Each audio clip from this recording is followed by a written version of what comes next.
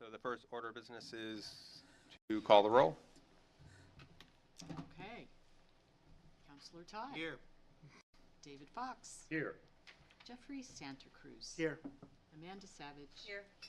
And Matthew Hicks. I am here. Thank you. So the next order of business is to approve the April minutes. So moved. Second. Thank you. Any discussion? All right. All in favor? Aye. Aye. Great. Brief agenda overview for you in the audience. We have 3 applications that are being continued until June 18 next month, a regular meeting. It's 6A, which is a major site plan for 15 Parmenter Road, 9C, which is a minor site plan for 63 School Street, and 9H, which is a minor 2-lot subdivision at Curtisville Road for, is it Clothier? So I need a motion and a second to continue those to the June meeting. I'll make that motion. Second. Thank you. On any discussion? All in favor? Aye. Thank you. Great. Moving right along, we have design review applications by consent. Is there anybody want to remove anything from consent agenda? I'm not removing anything, but in ADR, I did recuse myself from 5B, St. Mary's Bank, with the conflict of interest as my firm built the property or the building. So I don't know if you want me to recuse myself from consent or if moving forward, what would you prefer? Probably. Probably, yeah. Yeah. Can we pull that one out and vote all the others first? Yeah. And then, All right, so which one is it? 5B. 5B. 5B? I would say we will remove 5B from consent, so we can vote on that, and then you can leave the room while we do that. For the hot Great. second, yeah. Okay. So for those of you that are in the audience, we will approve the consent agenda, which means 5A through 5F. We're moving minus B. minus B. Right now, so it's 5A, 5C, 5D, 5E, and 5F will be voted on by consent. So do I have a motion for those? I'll make the motion. Second. Any discussion? All in favor? Aye. Great, thank you. All right, so Amanda Savage is recusing herself because her company has done work for 5B, which is St. Mary's Bank. A motion to approve? So moved. Councilor Second. Todd, thank you. Any discussion? All in favor? Aye. Great, thanks. Come back in. Were those the consent subject to the ADR recommendations? They didn't say that in the motion. They did not say that. You want me to go back? Yeah. Just add that. Okay, so we need to add that the consent items are subject to ADR recommendations. Right. Okay, great. Everybody okay with that? Doesn't change my vote. Right. Yep. Great, thank you. And determination of completeness, is that the one that was pulled? Yep. So 6A, so we're moving right along. And that brings us to 8A, is that right? Okay, so these are design review applications 8A, Advantage Signs on behalf of LCHN and Dartmouth Health, request an architectural design review for a new 5.16 square foot non-illuminated building wall sign, a 26.49 square foot non-illuminated building wall sign, and a new 26.72 square foot non-illuminated freestanding sign at 280 Pleasant Street in the IS district. So can we get a staff update on that one? Sure. I don't know if the applicant's here or not. Come on up. Essentially, this ADR application went to ADR. ADR provided a recommendation that you can see in the agenda, and the applicant, since meeting with ADR, has provided a revised sketch, which is also available in the agenda, and it doesn't quite meet the recommendation that ADR provided, so the applicant's here to discuss the conditions of approval. And thank you for signing in and welcome. And if you could discuss what Alec was introducing. You can plug it up too. Yes. recommendation was to add an ampersand and to add illumination to the sign. Just out of curiosity, you don't have any power plug? Did you try to use this? Keep it at power? Thank you. Should be 8A. 8A. Well, here, look at it. Hold on. Yep, yep.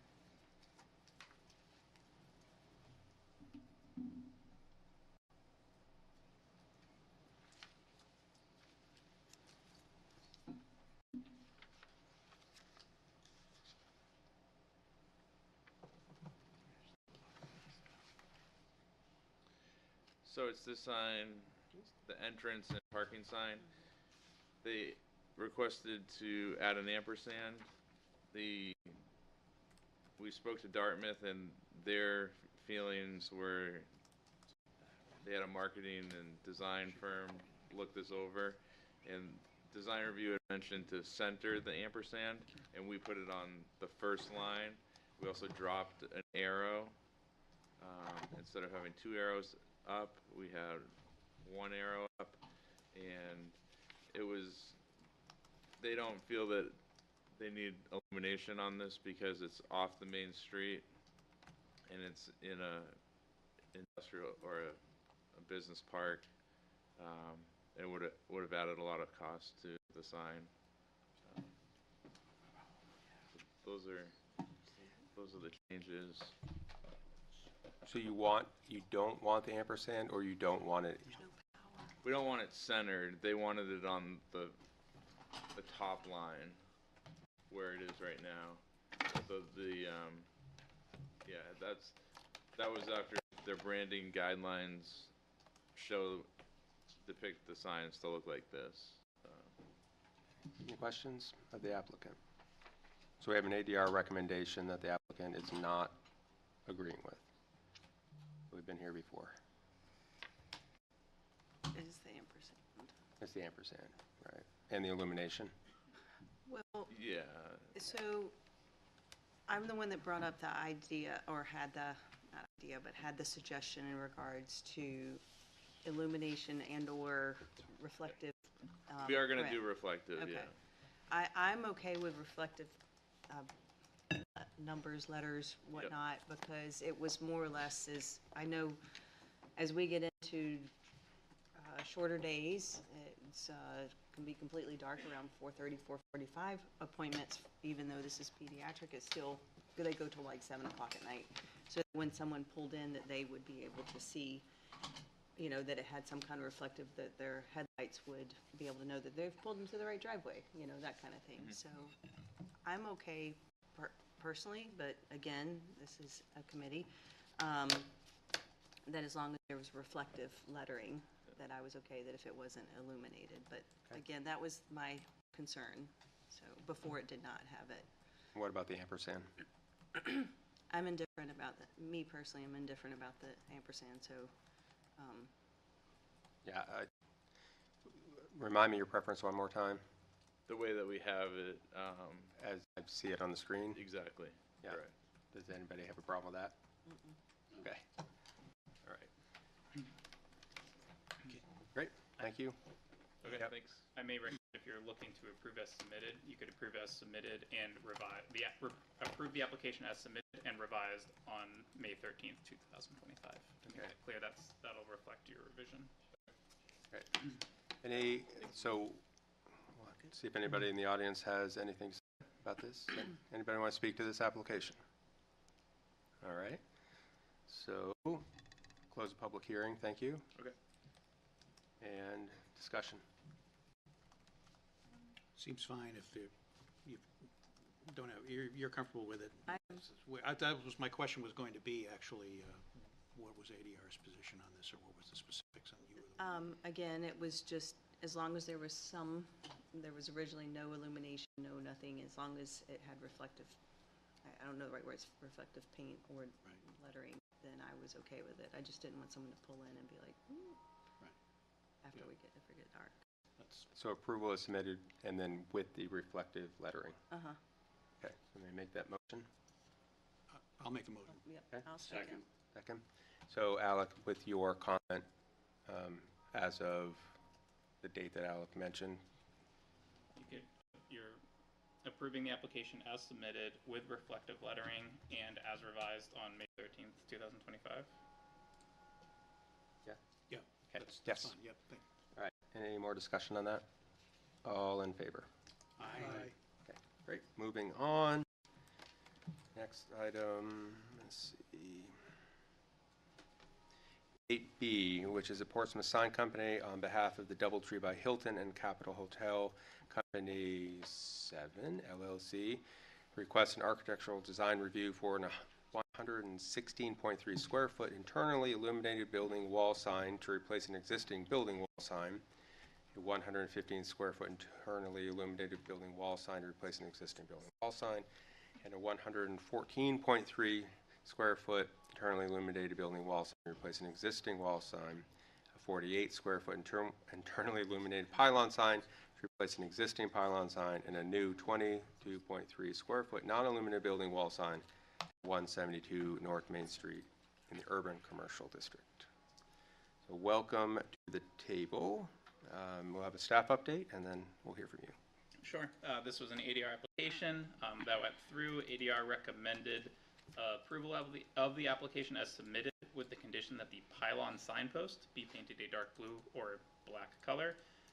The applicant has requested a public hearing to discuss that recommended condition because my understanding, they can speak better, the corporate branding is to have the white post. So I think we're here just focusing on the pylon signpost.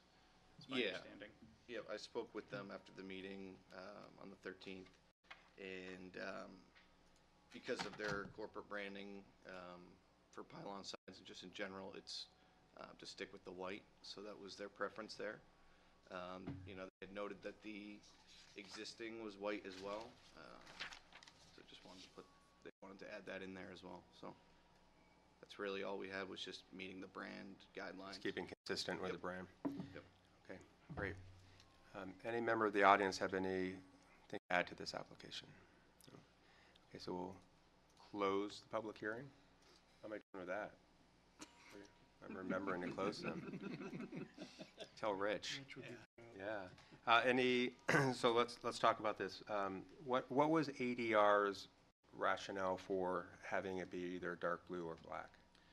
I can't remember. Recollection was it cohesiveness with the rest of the signage in the site, the white. If I believe it was kind of it kind of jumped out. I think I remember, even though the current existing sign has a white post, the width of it, as you can see the difference in size that it, I don't know that I remember them having very specific, and you've gone back to the owner to hear that that's nationwide, that's what their signs look like? Yeah. Is that correct? Yes. Anybody feel strongly about requiring a black or a blue post? No? I prefer the blue. You prefer the blue? Are you okay with the white? I'm okay with the white. Okay. All right, so if anybody wants to make a motion to approve as submitted, because that's the only thing we're talking about. Everything else is okay. So moved. Second. Okay. Motion by David and second by Dina. Any more discussion? All in favor? Aye. Thank you. Good to go. All right, now we get into the fun stuff. All right, moving on to site plan subdivision, conditional use permit, and amendment applications. 9, I remember which ones we passed out here. C, wasn't it? We're up with 9A 9C and 9B. and 9H, right? Okay. So 9A is Ian McKinnon and Jones and Beach Engineers Incorporated on behalf of Aaron Leclerc and Kara Scala request approvals for a minor site plan application, a conditional use permit application for disturbance to a wetland buffer, to construct a driveway and certain waivers from site plan regulations to construct a detached workshop building for a home-based business and associated detached single-family dwelling unaddressed on Shaker Road in the medium-density residential district. So open the public hearing and get a staff update on this. Sure. This application has been ongoing for a while. It's finally coming before the planning board. The applicant is requesting 2 conditional use permits that staff is recommending approval of. The applicant's requesting many waivers, which staff is in support of all but one, being where post-development flows are going to be increase over pre-development flows, and there's some known drainage issues out there. The applicant has done nothing but their due diligence in analyzing the site, trying to make it work, and I will let him speak on it a lot better. Because of the home occupation and the size of that building, they fell into the minor site plan threshold, which is why this is coming before you. But because of that, they're subject to our site plan regulations. Great. Everything else, staff is recommending approval of. Great, thank you. So before we hear from them, we need a motion to determine the application complete, not a development of regional impact. And then I'll officially open the public hearing. So moved. Thank you. Second. Second? Any discussion? All in favor? Aye. Great, thank you. Thank you, welcome. This has been a project that's been going on a little while, right? Has been. Yeah, so I'd love to hear more about it. Sure. Ian McKim with Jones & Beach Engineers, here tonight with the applicant, Mr. Leclerc. Yes, it's been kind of before the city for quite some time. It started with, we obtained a zoning variance in May of 2024. That was to allow 2 principal uses on the property, one of which being a workshop, which at the time was determined to fall under manufacturing, assembly, or fabrication use. So that was what the variance was obtained for.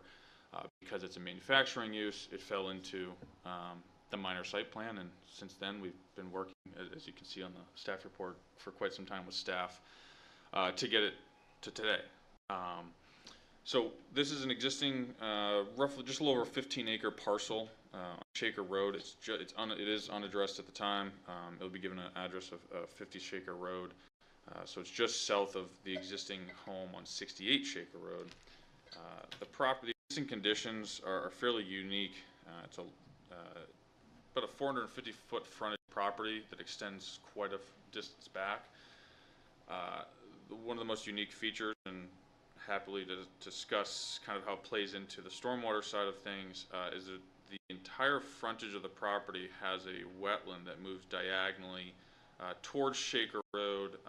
The area that contributes flow to that is from there's some residential development for quite a large amount of it to the south east of this site, and there's ultimately a culvert at the corner of our property that crosses Shaker Road towards Mountain Road. And so the proposal, I'll skip just to the tighter site plan. The proposal today is for a single-family home with attached garage and then a detached workshop with some concrete access areas. The property will be served by a well and septic, and that goes to some of the waiver requests that are before you. And then this is served by a 24-foot wide driveway from Shaker Road, and that is in compliance with the zoning ordinance because of the commercial use. If anybody followed the plans from their inception, this originally had a driveway proposed through the wetland. So we basically found the least impactful route through the wetlands and placed the driveway there, again, because there is not a single piece of the property that could be accessed without crossing the wetlands, especially the large upland area that we're proposing the development. We did take that to Conservation Commission, and they had jurisdiction over the buffers, and they had given us their recommendation at that time for the development within the buffers.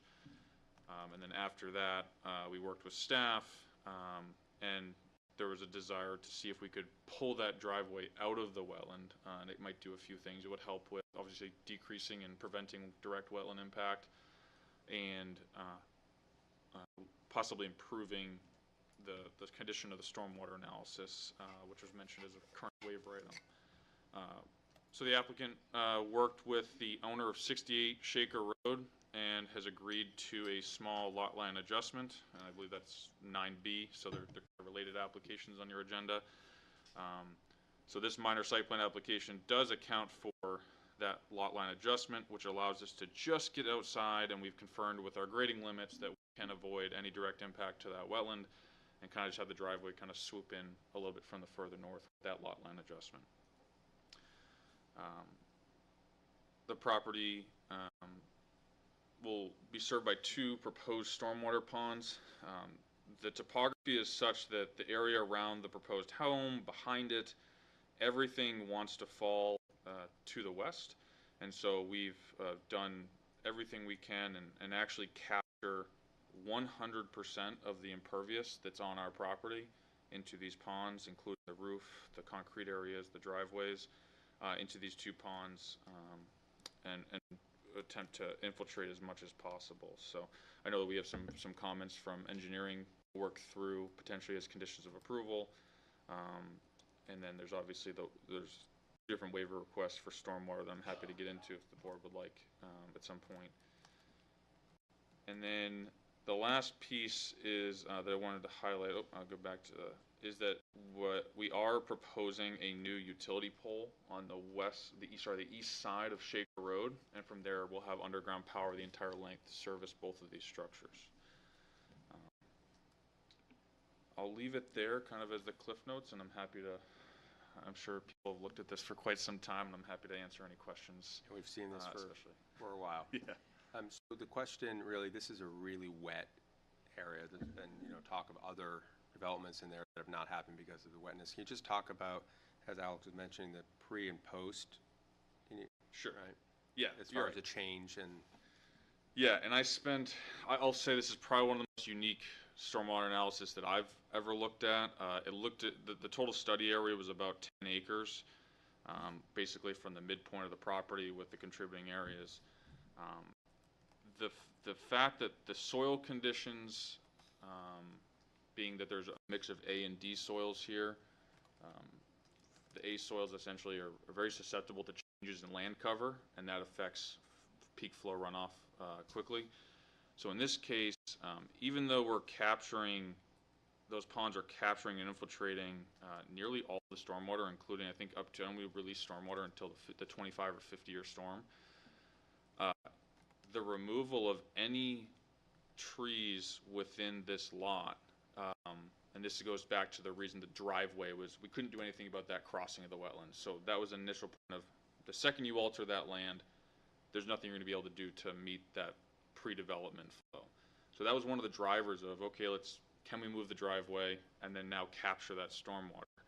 So we've shifted the driveway, we still capture all that stormwater, and what we've shown is even though we're capturing everything from our developed area and not releasing it in those lower storm events, the reason we still can't meet the pre-development flow is that the remaining area of the watershed, which is covering the existing wetland, the trees, is we've taken and reduced the time of concentration because that watershed has been reduced, that watershed alone, separate from the areas that we've developed, that doesn't meet from the beginning. So it doesn't even matter if we infiltrate 100% of the developed area.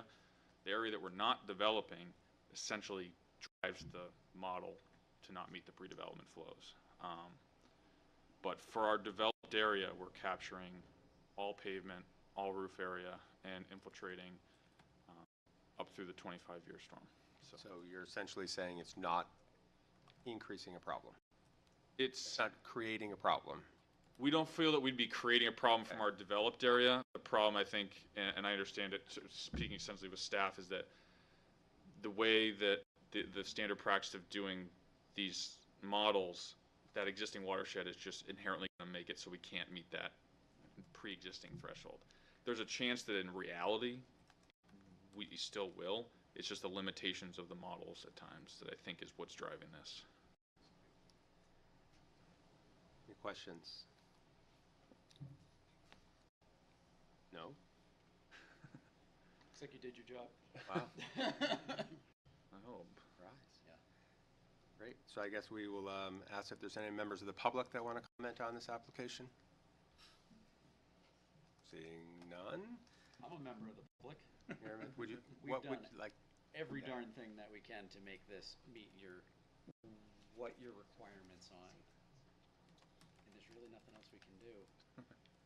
Like you said, you remove one tree, and since it's been deemed a commercial property in the manner that it has been deemed, so it's physically impossible. It's darn close, but physically impossible. And, you know, knowing this road quite well and knowing the site, some of the questions I think are, will we see this from the road, right? Because it's a business, and I don't want you to see, and it's highly unlikely to see it. And just as a heads up, it's Yeah. just me. It's Just only you. me. I have no employees. I don't want any employees. I don't want any signs. I don't want anybody knowing I'm there. No. And I think the answer is no. the driveway change probably increases the likelihood that nobody sees it. Yeah, I don't think It anybody. used to I think be in the kind of- dead of winter, you're not going to see. There's a much. lot of evergreens. Yeah. That's the plan. Yeah, did a good job with the driveway, I think. Thank you. So no questions. So it's a commercial space, use is commercial? It is commercial. It's a business, yes. It's a business. Yep. This is the one employee. And the one It's employee. just me. Got There's it. And nobody Cheryl. else there. And honestly, 99% of my work it's design work. I'm not even in the darn building. And that's one of the drivers I didn't touch on. It was in the staff report. Is that's why one of the CUPs is for that alternative parking standard to show the provision to be able to provide that parking based on the city parking requirements. But if Aaron's trucks may be in front of the garage, but there's no need for employee parking, but we've submitted that CUP to be able to show the provision that we can support that parking. If again, Aaron sells it, no intent to, but Right. that the site could support the parking needs if we needed to. Thank you. Great.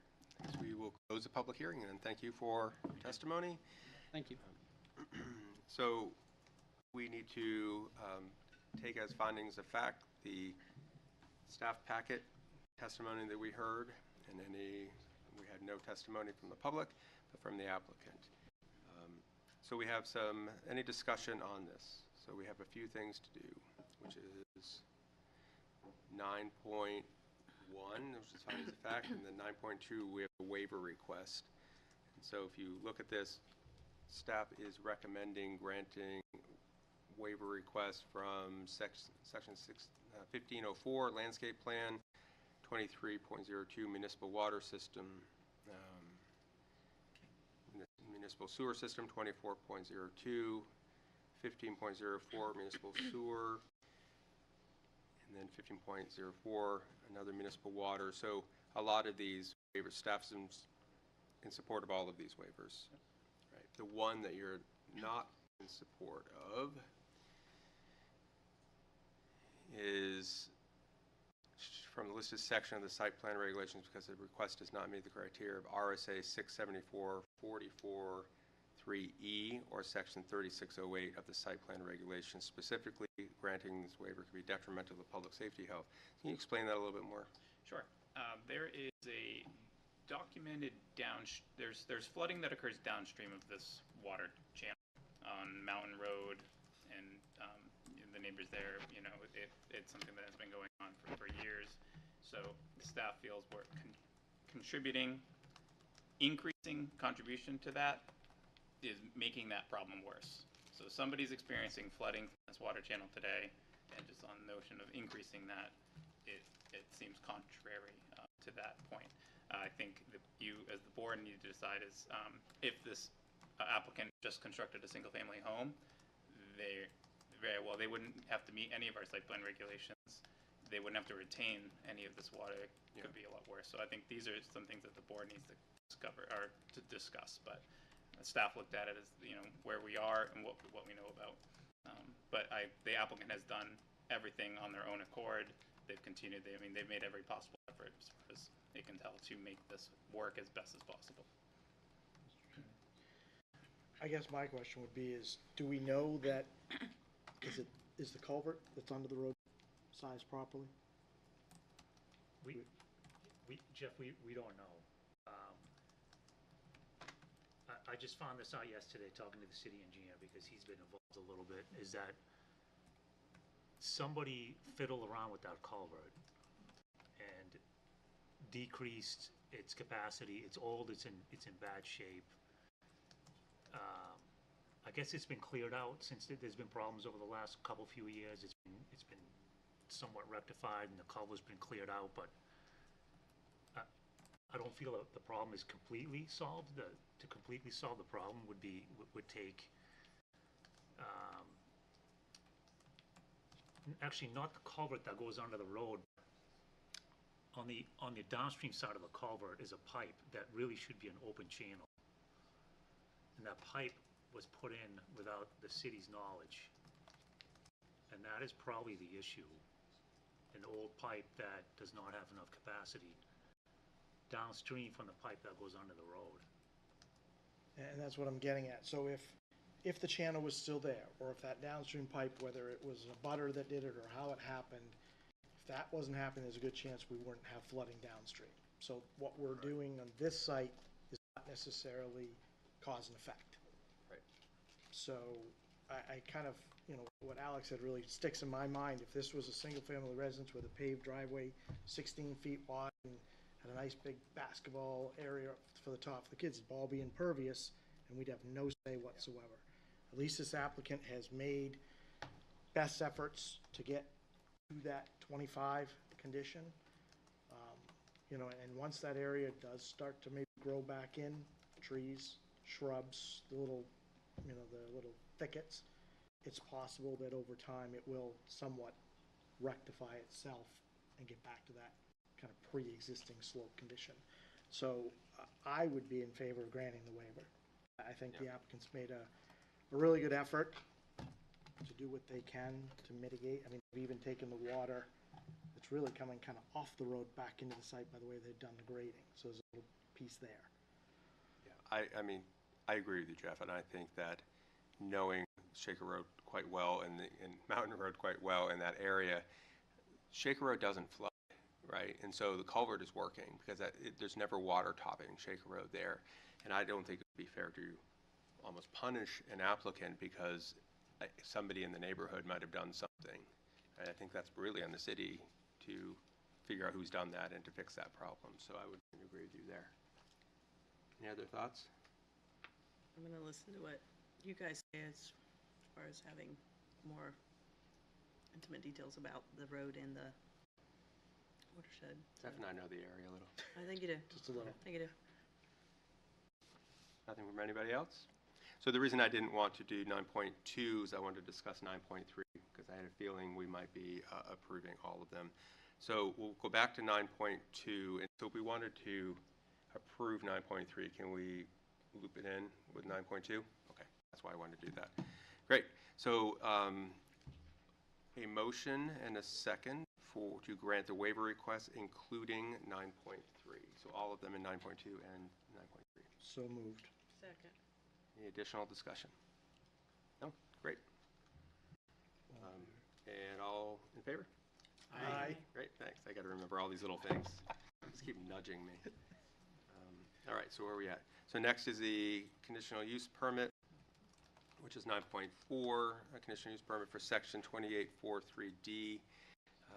So certain disturbance of wetland buffers for the zoning ordinance to allow for permanent impact to 4,550 square feet of wetland buffer to allow for the driveway and utility access to the buildable portion of the lot.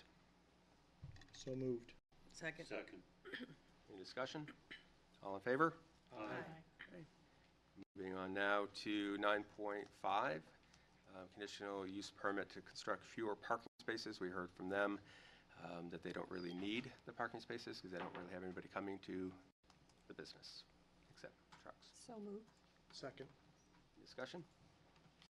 All in favor? Aye. Great. Thanks. And then 9.6, which is grant minor site plan approval for construction of a detached workshop building for a home-based business with accompanying single-family dwelling and associated site improvements.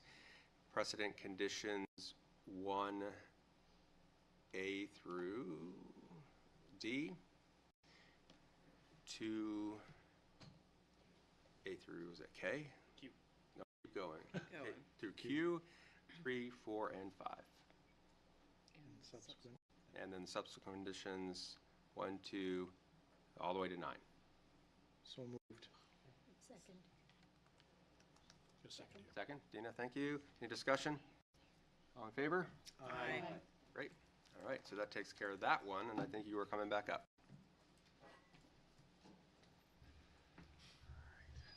I'm getting the hang of it. Getting there. So, thank you for coming back. So, 9B, Ian McKinnon and Jones Beach Engineers. Is it Leclerc? You said it right the first time, it's Leclerc. Leclerc, that's how I mean, my French classes There you in high school. And then Kara's, is it Scala? It Kara, is. Kara? Cara. All right, I just want to get it right because you're basically in my neighborhood now, so welcome. Oh, are you around the corner? Yeah. Fair enough. And Wilson, Ralph W. and Jean M. A. Trust request approvals for a minor subdivision application and certain waivers from the subdivision regulations for a lot line adjustment between the tax map. So basically what you're doing is you purchase property and want a lot line adjustment to create your driveway. Correct. Exactly. Is that what you need for? And to avoid the wetland. And to avoid the wetlands. Yep. Anything to add? Any questions of the applicant on that? Okay. Any members of the audience have anything to add to that? No? Okay. We determine it complete. Oh, we have to determine it Yeah. complete. Well, I'll You see may and have, no. No, I did not. So we do need a motion to determine it complete, not a development of regional impact and open public hearing. I'll So- make determination Yeah. complete. Yes. Second. All right, thanks. All in favor? Aye. Great, now we can go back to business. So now we'll close the public hearing. Thank you very much. Good stuff. Thank you, Tim. And our findings of fact here are the applications and the very brief testimony that we heard from the applicant. So for this one, we have a motion and a waiver for let's see, was it back up here? Wrong one. 9-2. 9-2. 9-2, right. I gotta get there. Now I know why Rich gets lost in these meetings. All right, so 9.2 is to grant the waiver requests from the listed subdivision regulations based on the evidence that they presented. So it is waiver request for section 12.04 location plan, 12.081 property lines, 12.08 23D not to require usable land area calculations, 15032 dimensions not to require the dimensions and bearings of all existing property lines, 15033 tabulations not to require lot area and land of contiguous buildable land calculations, 68 road parcel, so that's the neighboring parcel. 150311 municipal sewer not to require location size, etc. of that, and 150313 municipal water supply. Motion to grant those waiver requests. So moved. We'll give it to Councilor Todd. Second for Jeff. Any discussion? All in favor? Aye. Okay, thanks. And then 9.3 is to grant minor subdivision approval for the lot line adjustment between 68 Shaker Road and the new property, which will be 50 Shaker Road. Precedent conditions 1 through 5 and subsequent conditions 1 through 4. So moved. Second. Any discussion? All in favor? Aye. Great, thank you. And it's approved. Okay, moving on. Moving on to 9B, I believe. Is that correct? It is. All right, so 9C has been moved. So 9D is an application by Kearsarge Solar LLC on behalf of the City of Concord, requests approvals for a minor site plan application, a conditional use permit application to allow a solar collection system and certain waivers from the site plan regulations for the installation of a solar photovoltaic system at tax map. It's on Old Turnpike Road, which is the old landfill. Oh, look at who we have tonight. Mr. Chairman, I need to recuse myself. My firm is actually the one engaged in preparing the plans. Great, thank you. So note that Member Santa Cruz is recusing himself. So we'll get a staff update, and then we will remember to determine it complete. For staff update, not a lot to say. Last month they had to continue. There were a few incomplete items, or a few items missing to determine the application complete. Those have been rectified and addressed.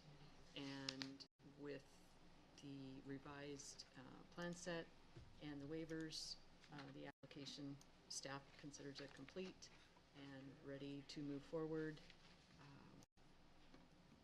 And get Great. these solar panels installed. Let's get some energy creation.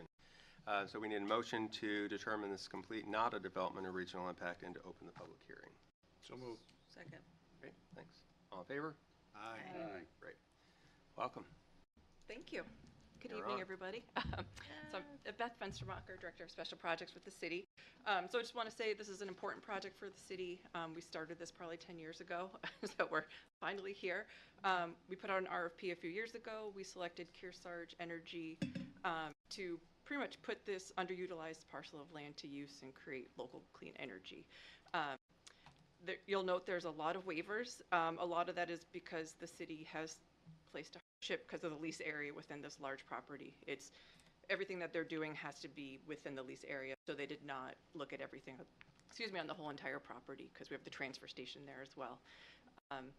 And it's a capped landfill, so there's a lot of restrictions from the DES closure plan. So a lot of things that we are requesting waivers for, but everything that we could, or that the developer could do, is included within the plan set.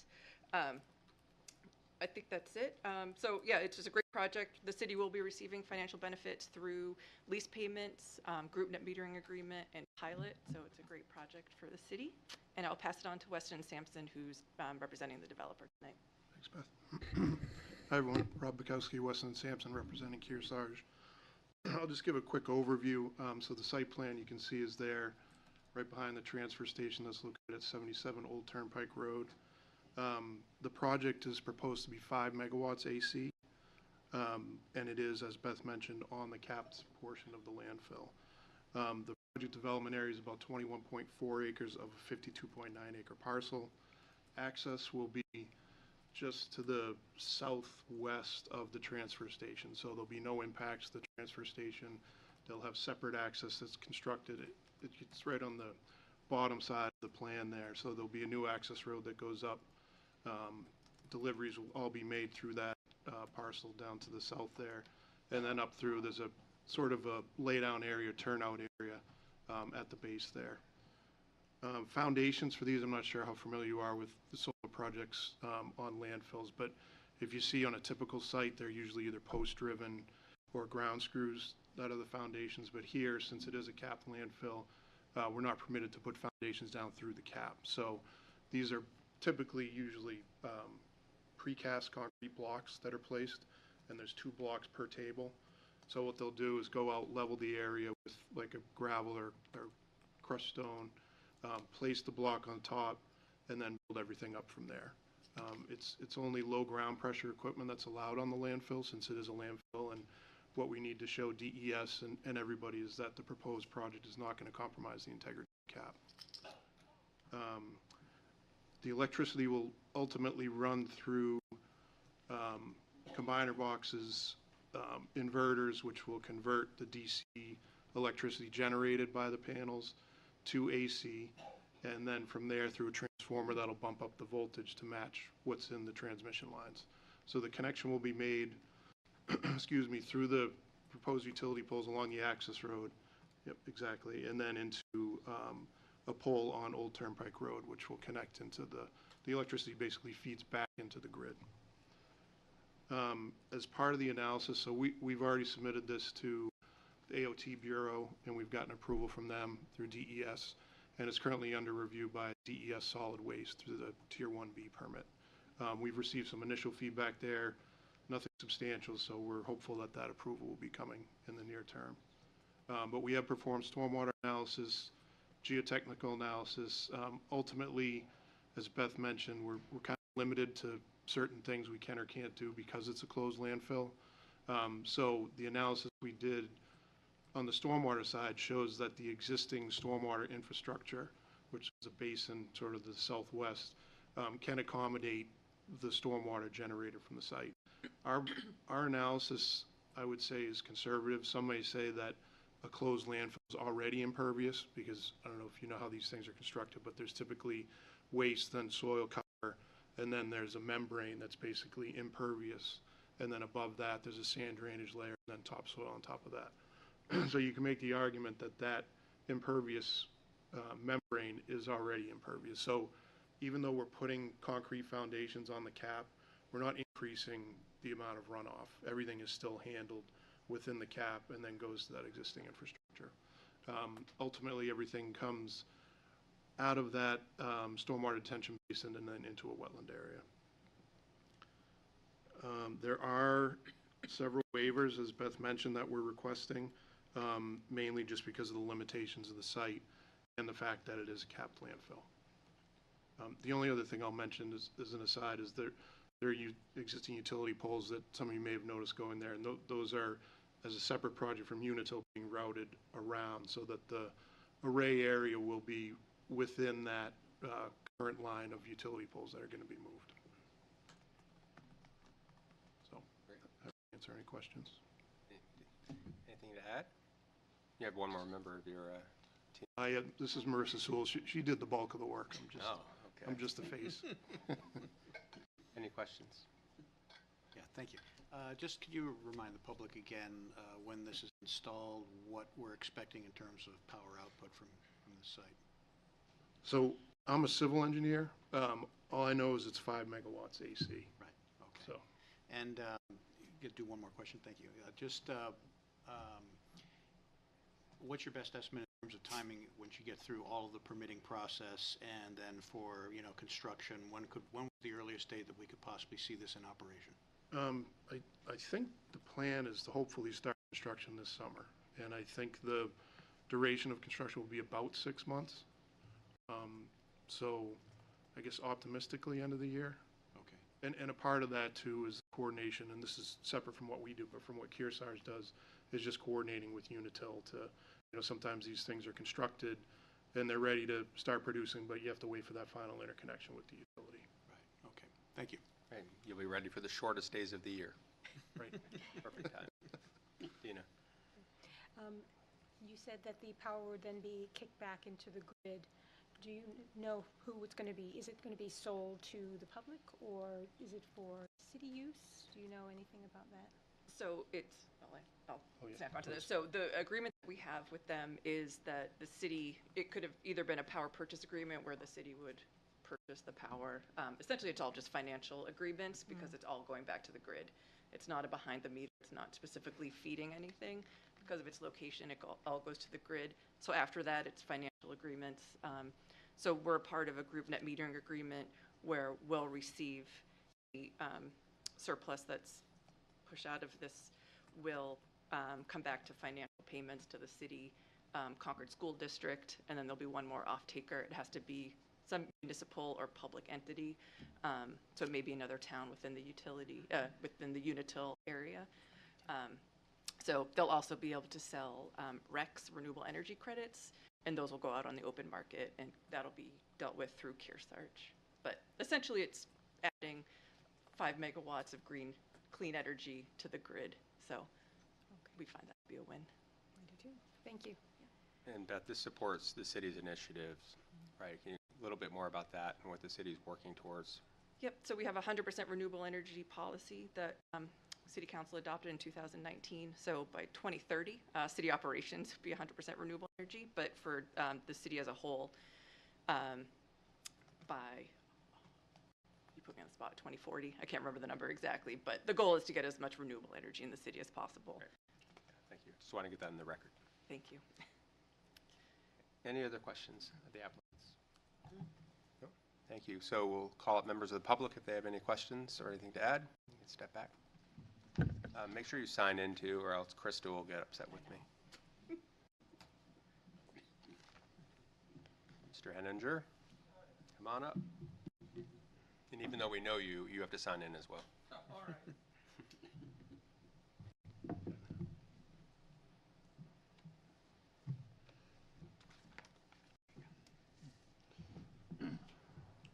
Oh, geez.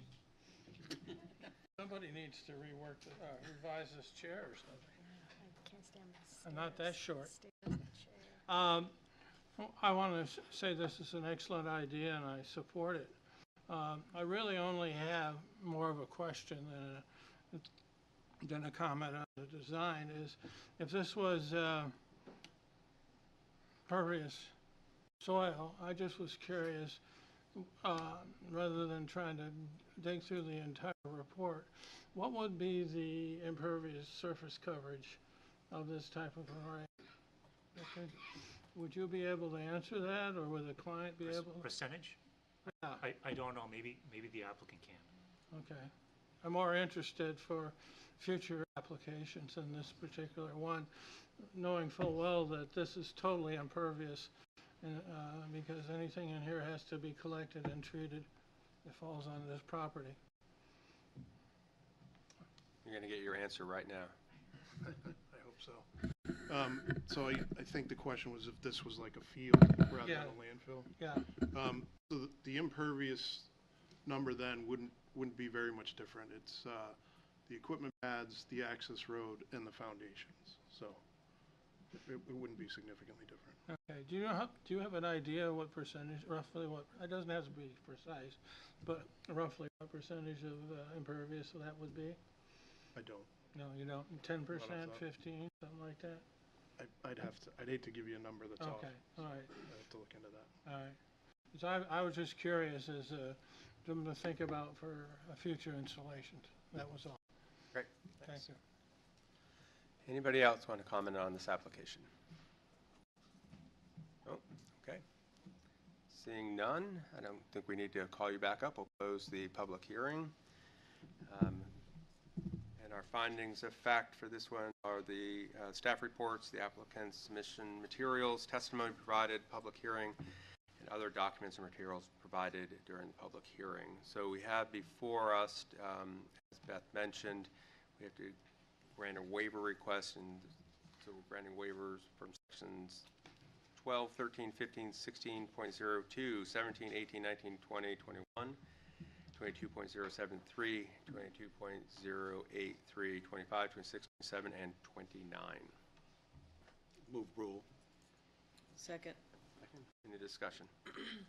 All in favor? Aye. Great. Moving on to 9.3, which is grant the conditional use permit. So pursuant to section 2824JK14. Solar collection systems in section 2894B, conditional use permits to allow a solar collection system based on the evidence provided, showing that all the criteria of approval from section 2894B4, hearing and decision of the zoning ordinances are met. So moved. Second. We'll give Dina the second. Any discussion? All in favor?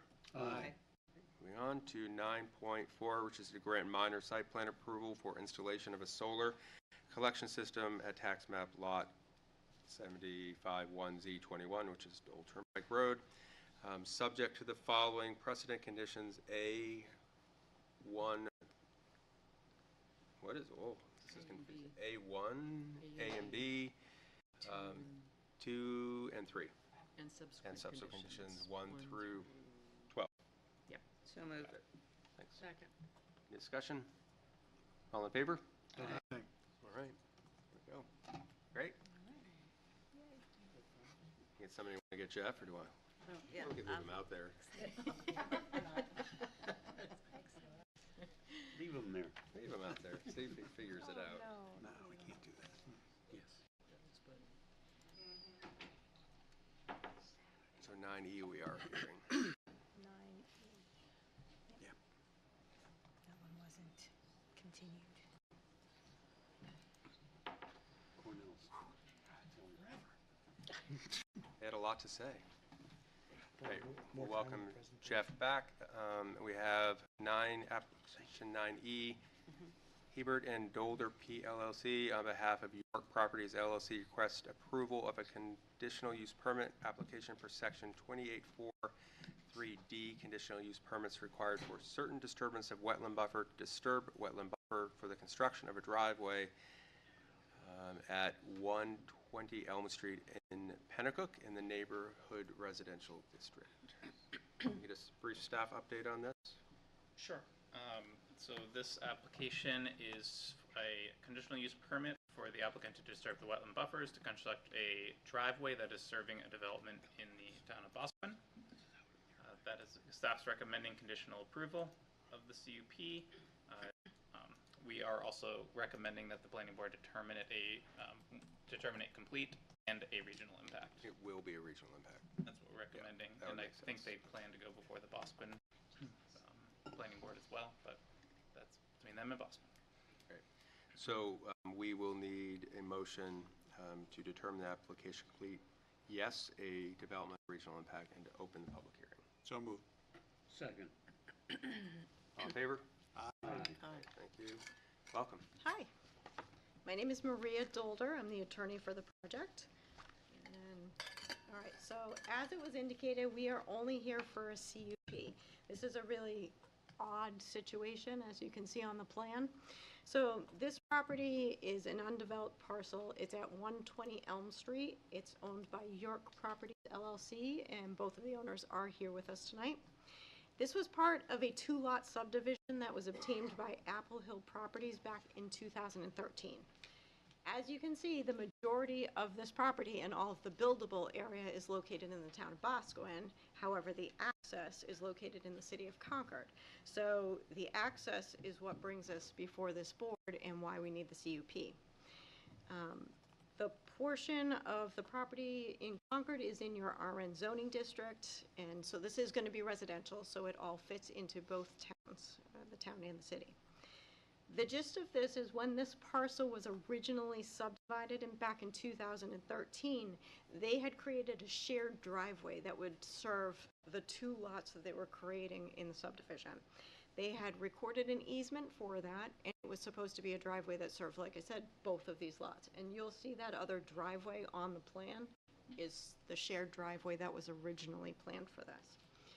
When my clients went to the city to get the driveway permit in order to develop their property, they were informed that at the time of the original subdivision, unfortunately that developer asked for the wrong waiver, and their CUP was already expired.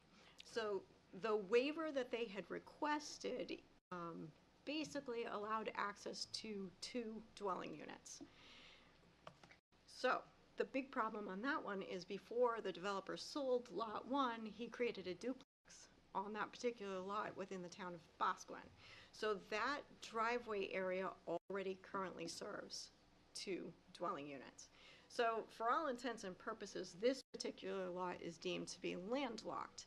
For us, even though we have an easement to use that driveway, in order to actually meet the regulations for the city of Concord, we would have to expand it, or we would need significant waivers for it. My clients do not own that lot. They don't own the underlying fee. So the bottom line is we no longer have access to that, even though they have an easement. So instead, we've looked to, because we do have frontage on our own lot, and we have frontage in the city of Concord, so my clients went and had this engineered. They went to the DES for approvals to get the driveway on their own lot. And it will be wide enough. It's going to be designed to your city's regulations for driveways to support the use, which will be 3 duplexes on the Bosquen portion of the property. I think it's indicated in the staff report, but obviously I just want to point out that we have been before the City of Concord and the Town of Bosquen Conservation Commission. Both Conservation Commissions support the request. I do have a letter from the Town of Bosquen if the city needs it and the city hasn't seen it. We also have DS approvals for this already, because even though we need the CUP from this board to impact the buffer, we are actually going through the wetland. So we need to, because as you'll see on that, and I'll let Jeff Bird is here, who's our engineer, that entire frontage of that driveway contains a wetland. So there's no way to access the property without having some crossing of it. So what was done was they engineered it so that it would be the minimal impact to that particular wetlands. And so we are here for the impact to the buffer. Nothing to add, but I'll answer any questions. There are some conditions that have to be met, some revisions that need to be made, but I don't see any issues with any of those comments that came from staff. So. Okay. Any questions from the board? Dina? Thank you. So the proposed driveway that you got at the top of the plan, you're coming out, you're trying to get, doesn't have, actually, that doesn't have access out. No, no, so it comes out to Elm Street, and so see where the City of Concord and Town of Bosquen town line is? So the driveway comes, that lot doesn't have access any other way. Its only frontage is in the City of Concord. The City of Concord. So when you said you were, if I may, so when you said you were looking for access on your own lot, Yes, we own that portion of it. you own the part that's. We in own Elm that portion that's in the City of Concord. The previous, when they subdivided the lot, the previous owner had built a driveway. So that driveway that's next to us is not on the lot that my clients own. It was, we only had access through an easement. Thank you. Yes. Any other questions? No? Okay. I just have one thing. I know one of the recommended conditions of approval is to show the kind of tentative utility locations for non-municipal and municipal if they're being serviced by that. And I just wanted to get it out there so that the applicant hasn't requested any waivers. If you are for non-municipal utilities, the City of Concord site plan regulations would require those to be underground.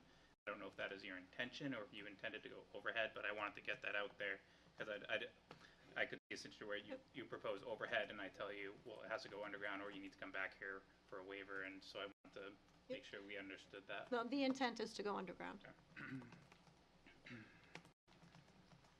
Good. Great, thanks. We'll have you step back. Did you sign in? Yes. All right. Thank you. Anybody in the audience want to comment on this application? Okay. Seeing none, we will close the public hearing.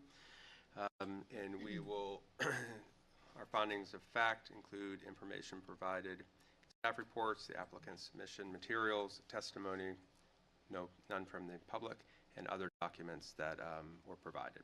Do you want that letter that they have? Okay, great. All right, what do we think? So, Mr. Chairman, I have a question of staff.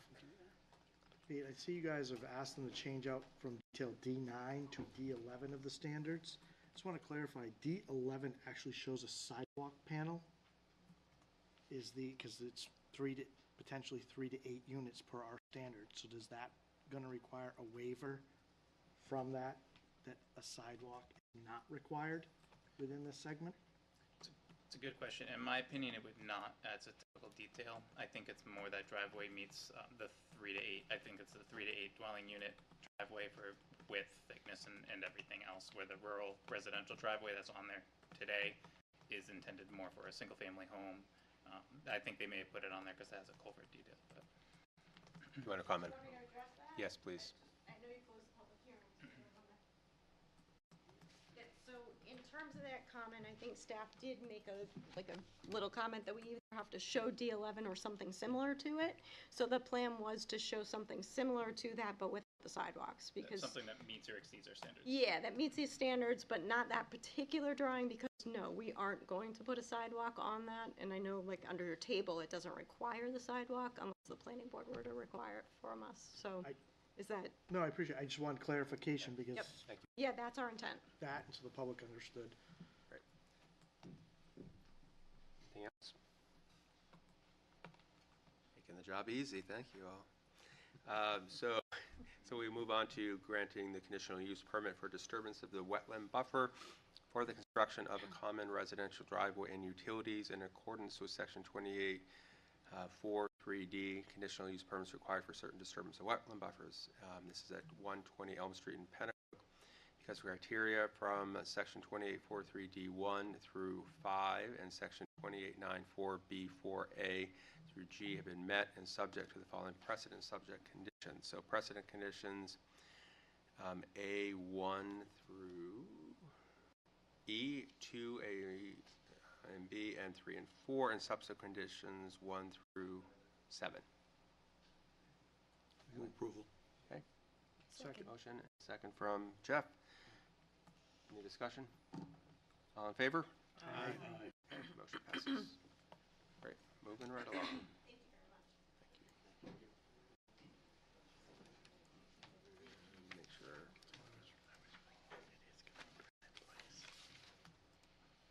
right, so the next application is 9F, Richard D. Bartlett and Associates, on behalf of 2 Granite Place LLC, requests approval for a conditional use permit application for section 28711F driveway separation alternatives to permit a reduction in the minimum requirement of 40 feet of separation between driveways in residential districts to 30.1 feet for the construction of one new residential driveway unaddressed on Pennacook Street in the RS district and RO districts. Welcome to the table. Chairman, I have to make an announcement that I'm a noticed abutter with no opinion. Okay, thank you. For the record. Mr. Sargent, welcome. Thank you. Good evening. One second, hold on. Hold on. Okay. I don't want to get myself in trouble with you. So we need to, my cheat sheet here, thank you, Anne Marie. So we need a motion to determine the application complete, not a development or regional impact, and to open the public hearing before Mr. Sargent can talk. So moved. Second. All in favor? Aye. Great. Thank you, Mark. I can open the public hearing now. All these little things you have to remember. Okay, well, good evening. My name is Mark Sargent, and I'm with Richard Bartlett and Associates, and I'm here tonight representing 2 Granite Place LLC. The property is owned by Mr. Dupree, as everybody knows.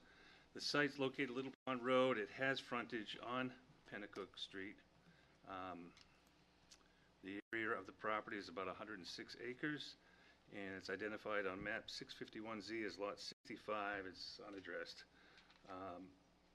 As you can see on the plan here, if I can move it up just a little bit, there's a small sliver of frontage that Steve has on Little Pond Road, about 50 feet wide, he'd like to use for an access point for a home he'd like to build up in that area. Kind of just, you can see we've done some topo in that area.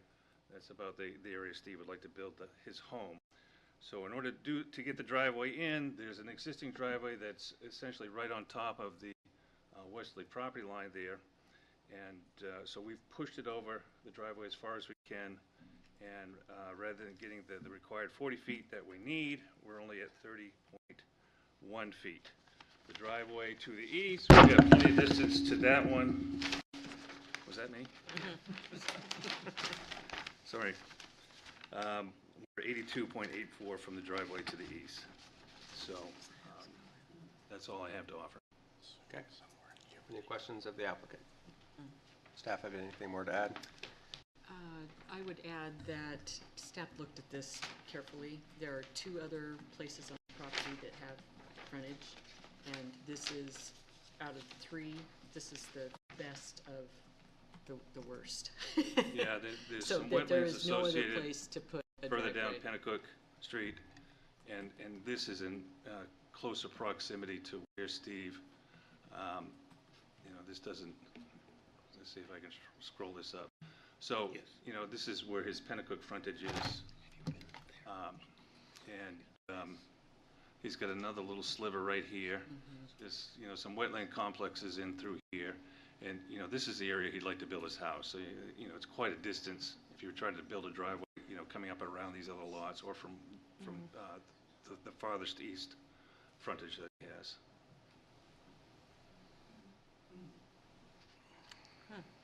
Teresa? Excuse me. How many houses are going in there? Just one. Just one? Yeah. Okay, thank you. Yeah, this is just a, you know, your typical residential driveway. Thank you. And this is a conditional use permit only for a driveway? Correct. Right, which I think is important, right?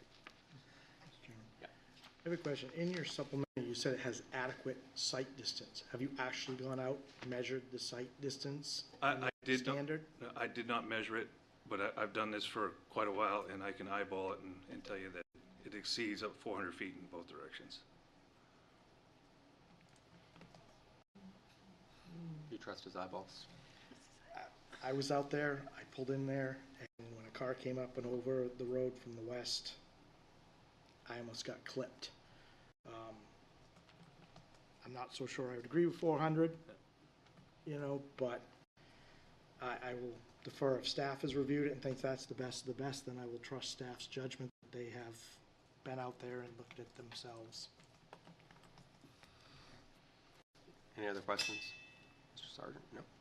Great, thank you. Thank you. Any members of the audience want to come up and testify to this? Mr. Schweiker? No.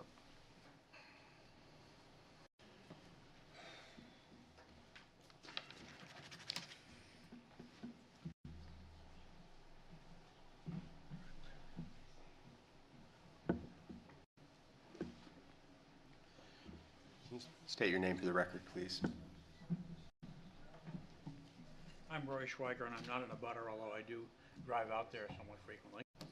And my concern, I guess, is the same one that some members of the board are thinking about, and that is, I don't really see a problem with this if it's for one home. You know, there's not going to be that many times that a car is going to be coming in and out, and it's going to be a problem. But if there's 100 acres out there, I don't know if you give them this driveway permit, whether they can say, okay, that's going to be my new access for my 100-acre development of 200 units. And so I wonder if you can put something in the approval, that this is an approval for a driveway for only a single-family home, and not for, you know, the whole development coming out this way. So. Okay, could you comment on that? Okay, thank you. I will comment on that. Thank you for bringing up that concern. Just so that everyone is aware, it's not even a conditional use permit for a driveway. It's a conditional use permit for the separation of a driveway. The driveway is allowed. If it met the 40-foot of separation, there would be no, they could just come in and get their driveway permit. So that's the first thing. The second thing is, if they want to do anything other than one house is permitted outright. Anything else is not permitted outright without a myriad of other rules, regulations, requirements, including site plan regulations and subdivision regulations. And all of those regulations would entail access. Anything more than a certain number of dwellings would require secondary access per the fire code. There are width requirements, grade requirements, surfacing requirements for any type of access other than one driveway. So if the property owner was ever contemplating doing anything with the property besides, I guess what I'm saying is, long story short, if the property owner was ever contemplating doing anything besides one house, there would be at least 2 other applications that would have to be submitted, both of which would involve public hearings. Abutters would all be notified, and that would be the time to comment and provide conditions on that development, because right now there is no development before this board. All this before this board is a conditional use permit for the separation of driveway. Thank you for the clarification. So it's sometimes difficult what we deal with here to understand sort of the process. So this is, as Anne-Marie said, this is merely for the distance between driveways. And so questions really need to be limited to that, which would, like Jeff said, talking about sight lines and things like that. Well, I guess my question is that, once again, whether you should approve something against the regulations, to me, depends on, you know, how much use it's going to see. And if this is only going to be one house, then I say it's fine to put the driveway too close. But if this is going to be access for 500 homes up there, I think it's not appropriate to put it so close. I mean, isn't that a reasonable statement, that for a minor thing it's okay, but for a major one it isn't? Yeah, for the volume.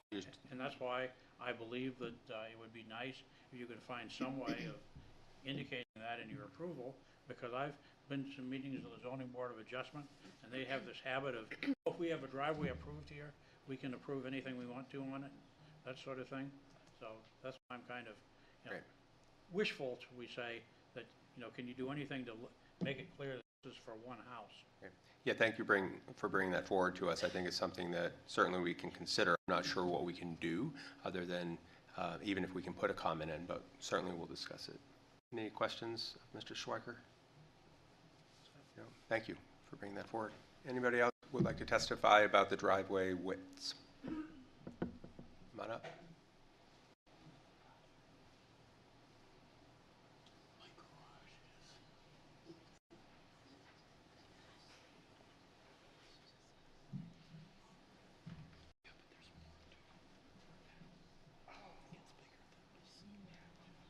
Well, you state your name for the record and sign in. Yes. My name is Maureen Anderson, and I live on Pennacook Street. I'm in a butter to the property that you're talking about. Let me sign in there first.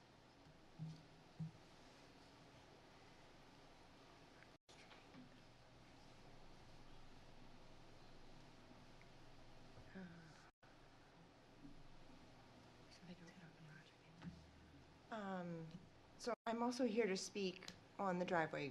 We are abutters, and that back lot has been a pride since Chubb, for me, since Chubb had bought it for its conservation. And for allowing this driveway, even if it's just a separation, that allows the driveway to be built.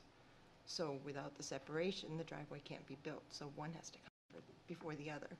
So we have to make sure. I've heard that there's going to be 16 houses back there. I've heard that there's going to be one house back there. I've heard that people can come up from the other way, and I've had people look at the plans. There's no house on any of those plans. I went through and I looked at them. The other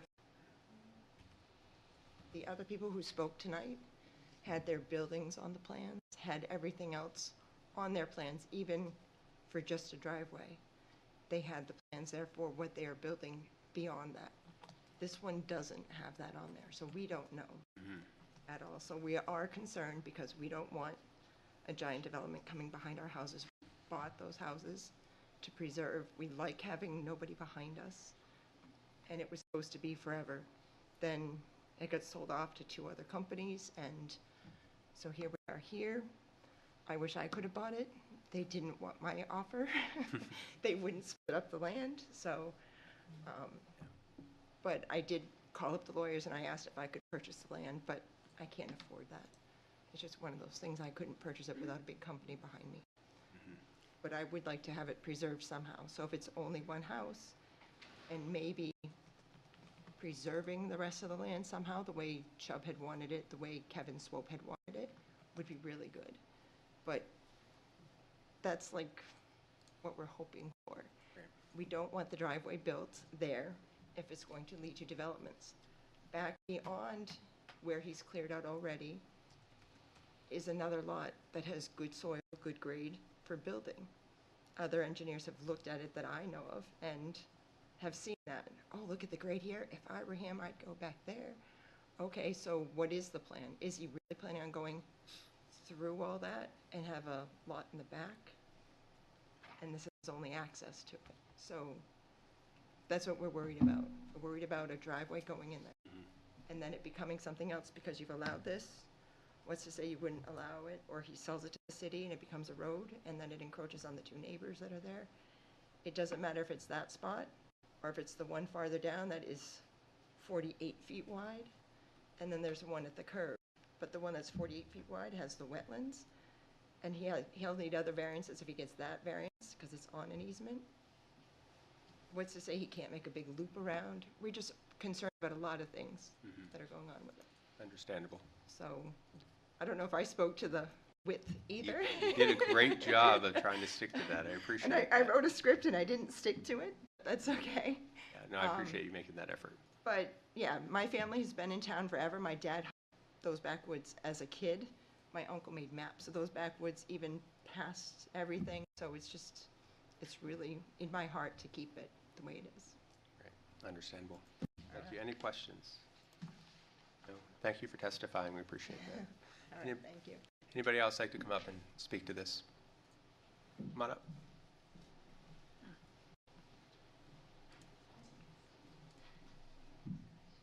Hi, my name is Jessica Stokes. My parents are right back there, Tom and Sharon Durkis. They're butters to the property. I guess I wanted to speak specifically to the actual width piece.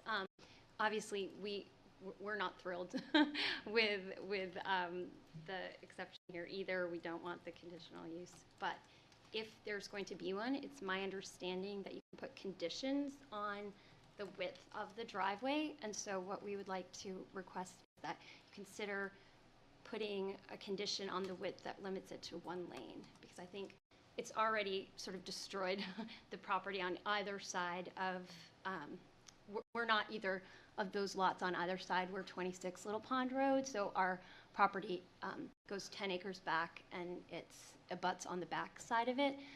But you can see that it's really, it's fundamentally altered the nature of the neighborhood, particularly in that area for those neighbors who are right next to the driveway. And so just to maybe limit that to, for sure, a single lane driveway might be a condition that might be helpful if you're inclined to grant the conditional use.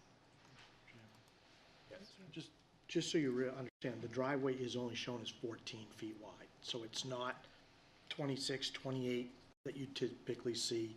A normal roadway lane is 12 feet, so there's a little bit of room, say it's snowing or whatever. Yeah. So it's not really designed for 2 lanes at 14 feet. Yeah.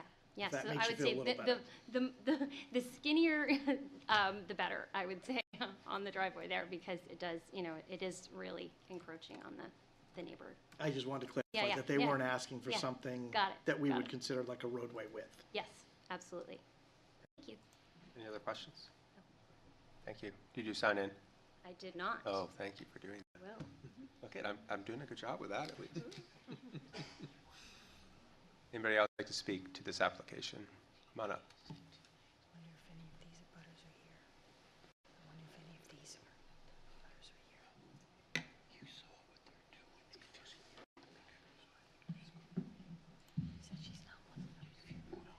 Hi, Stacy Perkins. I am resident of 18 Little Pond Road, which is literally the closest to this driveway that is going in. So I mostly have a question. My first question is, can you explain the 30 feet distance for me? Because my understanding was that Concord needed 40 feet, right, for a driveway. Is that correct? Correct. Okay. And then they're asking for 30 feet. Where does that begin? Where does the measurement for that begin? Because quite literally, my driveway can touch this driveway if they wanted to do so. And then there's also, so I'm not understanding the 30 feet for one, because we're so close. That's my first question. And we'll start there. Great. I don't know, so as I'm looking at this, I see you said you're 18? I am. Yeah, so your driveway is right on the property line. Literally. Yep. And so they seem to have they've cited this closer to the other property line, which is 14, as far as I can tell. It is for now, for what they've gone in to just clear. So I don't know if that is what is staying. But so it's moved over, but there isn't a 30 feet. Would it typically be 30 feet from where my driveway ends, or 40 feet generally speaking for the city? Like, how does that, what is the typical? It's from near edge to near edge. And that they're showing 30 feet from near edge to near edge, usually measured. So my edge to 14's edge. Yeah, of the driveway. Is 30 feet. Okay. That's. And that's what is being That's what requested they're tonight is showing on 30 the- feet. It's the straight portion of the driveway, not sometimes how you have a little Yeah, radius sure. at the end. Got it. Okay, so thanks for clarifying that. My only other thing that I wanted to say was there's quite a significant grade difference or slope difference there from where as it goes out, my property goes up and this kind of goes flat. So there is, where it has been cleared, there's quite a bit of, the trees and everything have been removed from that. So my driveway follows that line. There is a garage that is literally very close to that line. The septic for my property also follows that line. And so just a concern for erosion and over time what happens there as that has been cleared. It's so close and it follows that. Mr. Chairman, I Yep. did take a ride out there, and I will say the driveway that they're using now for clearing is wider than what the driveway will be, That is? yes, Okay. from where it's cut, because they did cut all those trees and it slopes. They're showing the existing grading here. I would gather that we would want them to put that grading back to what they're showing they're gonna Okay. build here. So if it, right now it's steeper because of the way they cut it, Yes. but this is showing it somewhat flatter with the driveway shifted over. Okay. Then that's what I would anticipate that we're looking for them to That would put need to back. be built back Would I up be in some correct way in that saying would. that? I'm looking Is that what you're saying? at staff. Because they're showing grading on this plan. I don't recall seeing a profile for this. Was there, Alan? Looks like it It says 2% rises up. 8 feet, Yeah, 9 feet, and then typically. flattens out. And Yeah, drops again. There's that flat platform off the road, and then it can start going up. Well, they've got it 2% from the road up in this diagram, 2%, give or take 2% from zero, yeah. right at the edge of pavement. And it goes up to a flat spot, Mm-hmm.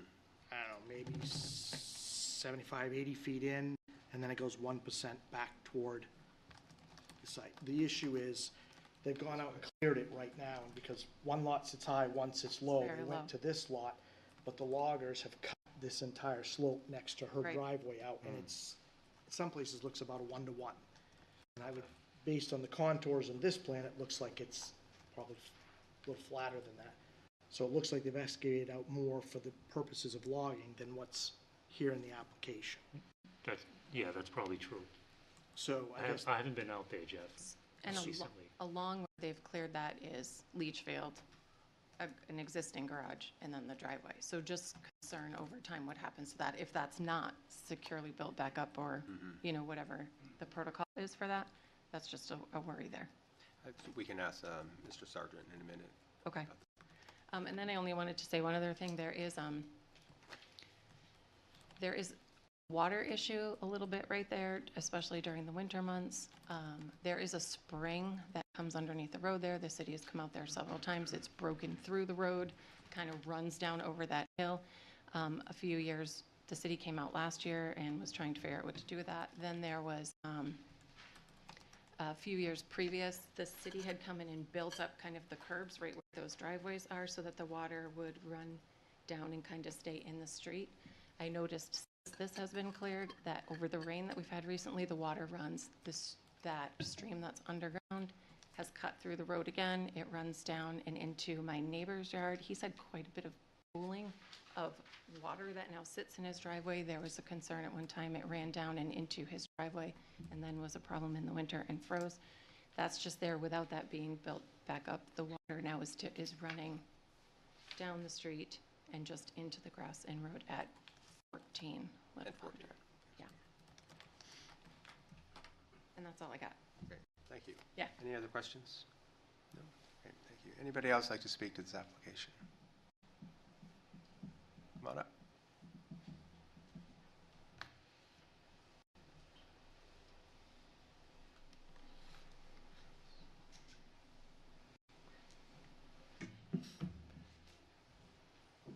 Hello, I'm Edward Harrison. I'm also an abutter to the property further down on Pennacook.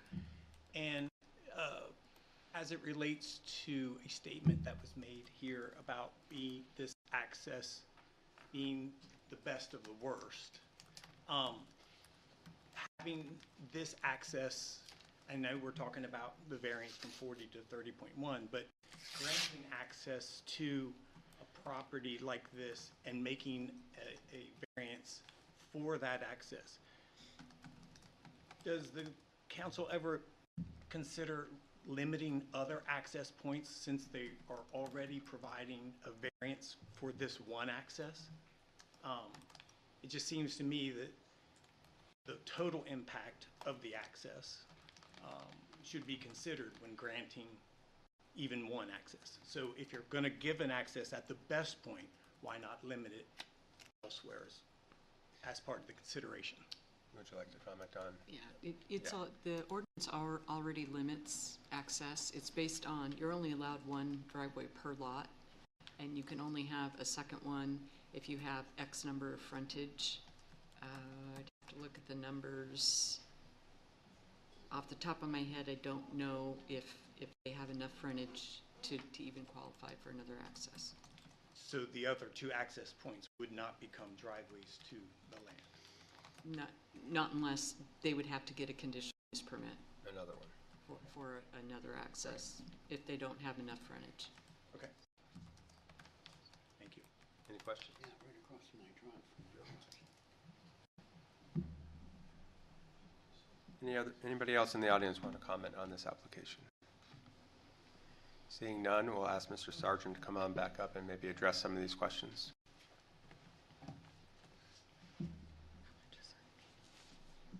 Thank you.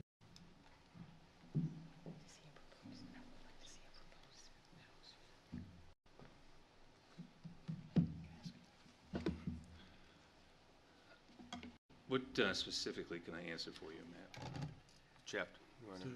Grading between, I mean, right now, if you've been out there, which I'm sure you have recently, they've logged it, they've got a logging road in there. Right. And they've cut a significant amount out of that western side of that slope. Yep. Adjacent to the house. Are you going to return that to? I can't answer that question, I'm sorry. If Mr. Dupree was here, he could answer it, but the intent was to keep it as the grading I've shown on the plan here. There's a rather flat area. As it pertains to 18 Little Pond Road, yeah, there's quite a great difference between where they're proposing the driveway and the grade at 18 Little Pond Road, about 8 feet difference. And so we put the driveway down to the flatter spot where there's, it's a decent grade. You can see it follows the terrain through there. I wasn't aware that, they had cut into the bank there, so I'm not familiar with that, so I can't answer that question. What I can say is, we're here for just a single-family residential driveway. If this didn't have the issue where 18 Little Pond Road's driveway was essentially right on top of the property line and had complied with the regulations, we wouldn't be here this evening. So it's rather simple. Now, as it pertains to the person for 18 Little Pond Road was concerned about her septic and her garage. Obviously, they're not going to infringe over the property line, and certainly they have the rights to go right up to their property line and do whatever they like to do on both sides. So, I mean, that's all I can address here. Because we're talking about driveway separation, right? So you're saying that if 18 Little Pond Road, if that driveway was shifted, as I'm looking at this plan to the left, so that must be west, maybe, then you would have more than, you could have your 40 feet. Is that what you're saying? I believe the setback for residential driveway is 10 feet off the property line, is it not? I thought it was 5. 5, okay. It's 5. So we'd be close then, we'd be Yeah. 35.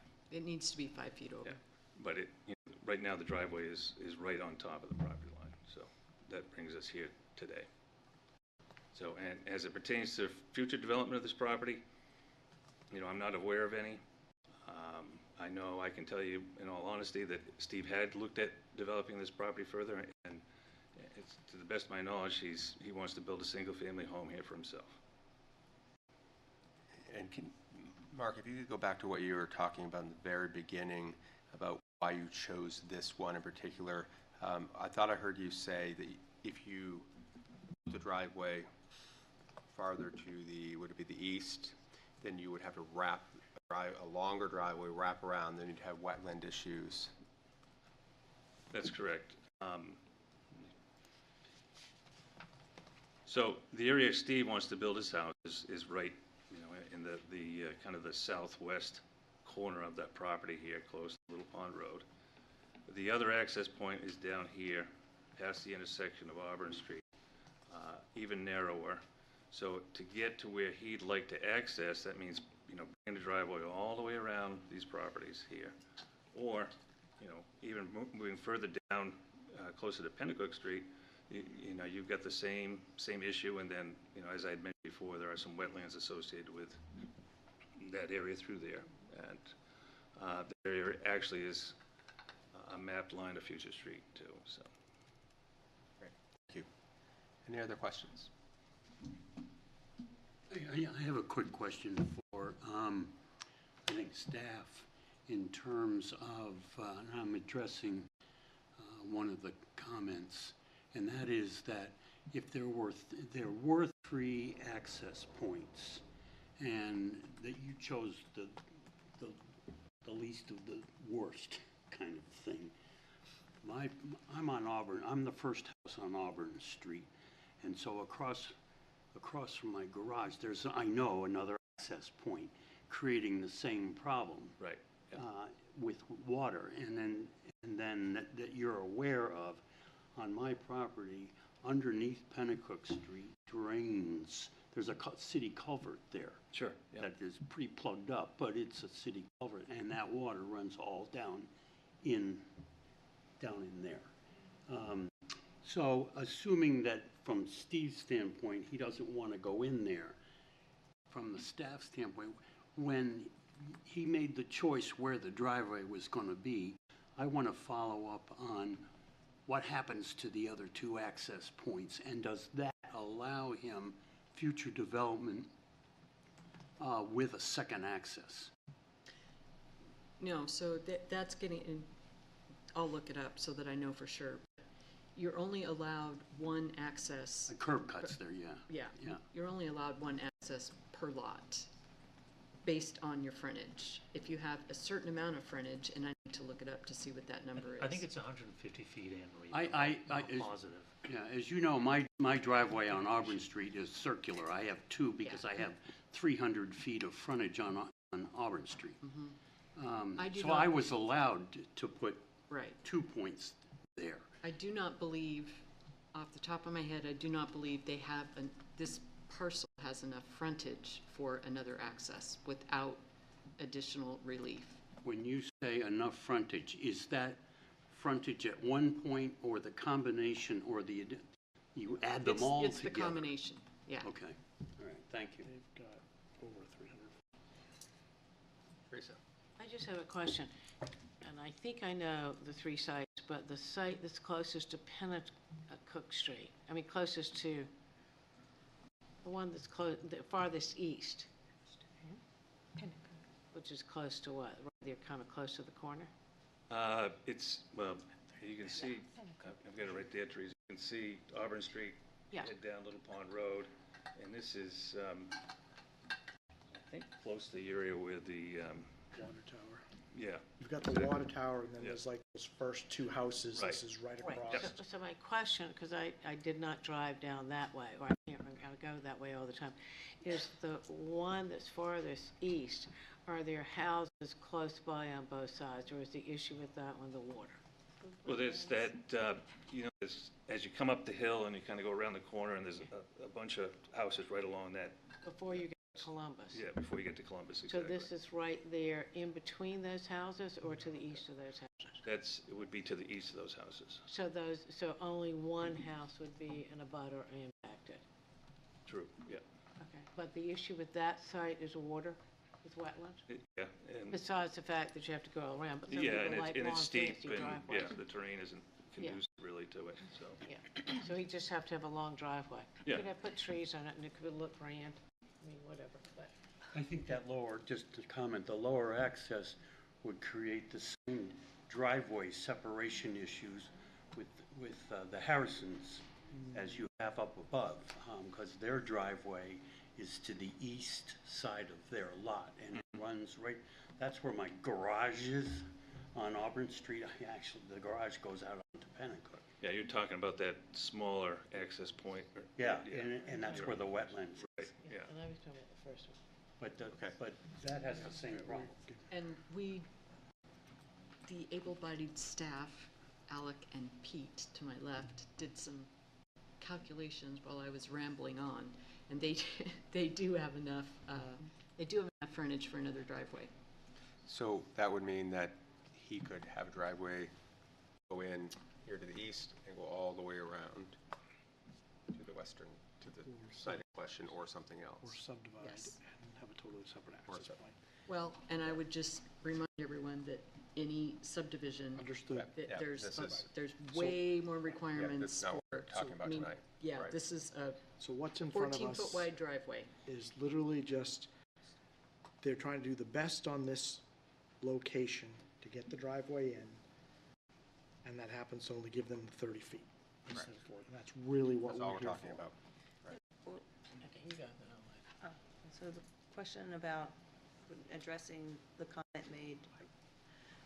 comment that was made earlier in regards to some of the grading because of a logging road access, change that are we allowed to add conditions to restore that? We close the public hearing and then Yeah. talk about that. Okay, thank you. Thank you. I think we're all set. Okay, thank We're going you. to close the public hearing. And the findings of fact, we're going to discuss this in a minute, but the findings of fact from the staff reports, the applicant submission materials, the testimony from the public, and any documents that were provided, which were none. So now we have the discussion. Sorry, and thank you. The question being, can there be conditions, David? can there be conditions in the granting of the CUP, the conditional use permit, to restore the grading that has been taken away during this time in which they've been doing some logging? Is that? Okay. So really, at the outset of this, we were talking about the best of three pretty, well, not desirable options. So if we look at the westernmost option, because I don't think the one in the middle is even in question, right? Even possible. We're talking about a really long driveway. We're talking about more impervious surface out there. We're talking about disturbance of wetland areas. And, you know, I just don't know if that's desirable in an open space area. Well, I was also going to say that it might also be a concern for the fire department if you have a driveway of that extreme length. Oh, if it's over 1,000. Over 1,000 feet. We can't do it right now We can't anyway. do it. Right, so that might be another And issue. the easternmost, its proximity to the curve. It actually is okay. Oh, is it okay? Okay. From my measurements that I took out there this weekend, yes, with some clearing of trees on their property, they do meet ASHTO requirements for site distance at that location. At the easternmost, okay. So I have a question. Which of these options is best for the other landowners? I mean, I'm sitting here trying to wrestle with, I understand 14 and 18, and this is in between, it's very close to their property. And what I'm not quite clear on is if the other alternatives, one of them would be less harmful to the current property owners. The easternmost. Which is the one which is not across from Auburn, it's farther down. It's, Which, yeah, it's Farthest the one one. down. it's the farthest, it's Yeah, pat. so this is the westernmost. Right, And then the right. skinnier one is in the middle. Right, And then there's the area right. farthest to the east, which has about 200 feet of frontage or something like that, closest to the curve. And that, they could meet the separation distance. But that driveway to get to where he wants in the lot is like 2,000 feet. Yeah, but that wouldn't work with fire code. It wouldn't work with fire code that he had a long driveway? Right. No, because that's 1,000 feet maximum. 2,000 feet. The legislature changes that, but yeah. It would, right now, they can't have a driveway longer than 1,000 feet, Right. and that would be 2,000, so it's not an option, Well, unless he moved his house. unless he moved his house closer to that side. And they would have to go through But wetlands. again, That's not why we're here. But no. Why he's gonna put his house No. in. She's asked a question. she's asking She's it trying to how- say, we're about to grant CUP for essentially, not a variance, but essentially that. Yeah. If there was another option that could still mean, she's trying to clarify why they have to come. And as far as other landowners, yes, Yes. that would be Yes. the better option. And the other question I have is it normal to grant something like this without knowing what's being developed? Yeah. All the time. Okay, just asking. I don't remember it, but that doesn't mean that's not. Well, they've told us it's a single family. That's what's listed. Right, but there's all sorts of chatter out there about what, I mean, it depends on who you talk to. That's another what- permit. They'd have to Right, come I back understand and we'd that. get I another bite understand at the apple, and if we then No, thought I do that understand that that. location wasn't appropriate for a larger development, Right. we could deny it. Right, no, I understand that. But am I understanding also, if we grant this driveway can go in, but he could with that property do a second driveway and loop him around? He could, no, looping it around, I'm not gonna say yes or no.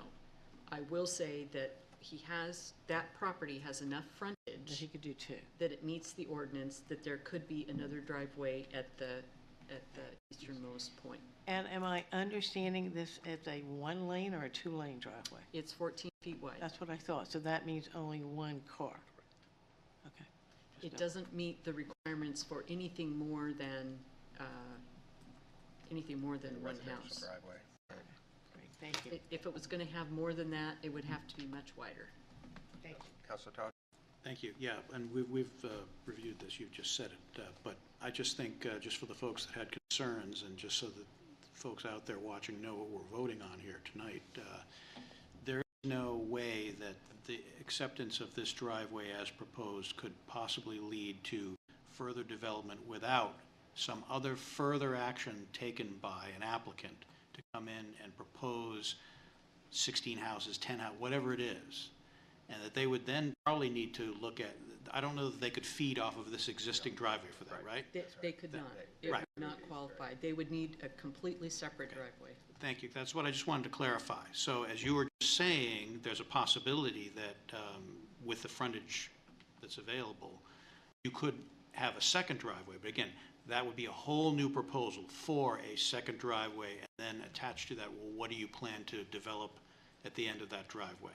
So that would be separate. And there's nothing to say with anything. Like, he could, I mean, I think if the applicant was going to develop it, he would not choose this site to put in a driveway for the development. He would choose the easternmost site. Yeah. And then, but he could subdivide this land, and he could still do that, right? And he'd still have to come before us. So I understand, you know, abutters and, you know, the neighbors' concerns about a big development going in their backyard, but that having this driveway for a single-family house doesn't mean that there will never be a development back there. But this is only for that one house. But if he carves out an acre, whatever's allowed, and then built another driveway with access point, but that's every application, I mean, every piece of land that we have. So the theoretical is not what we're dealing with. We're dealing with driveway separation. So, what do you want to do with it?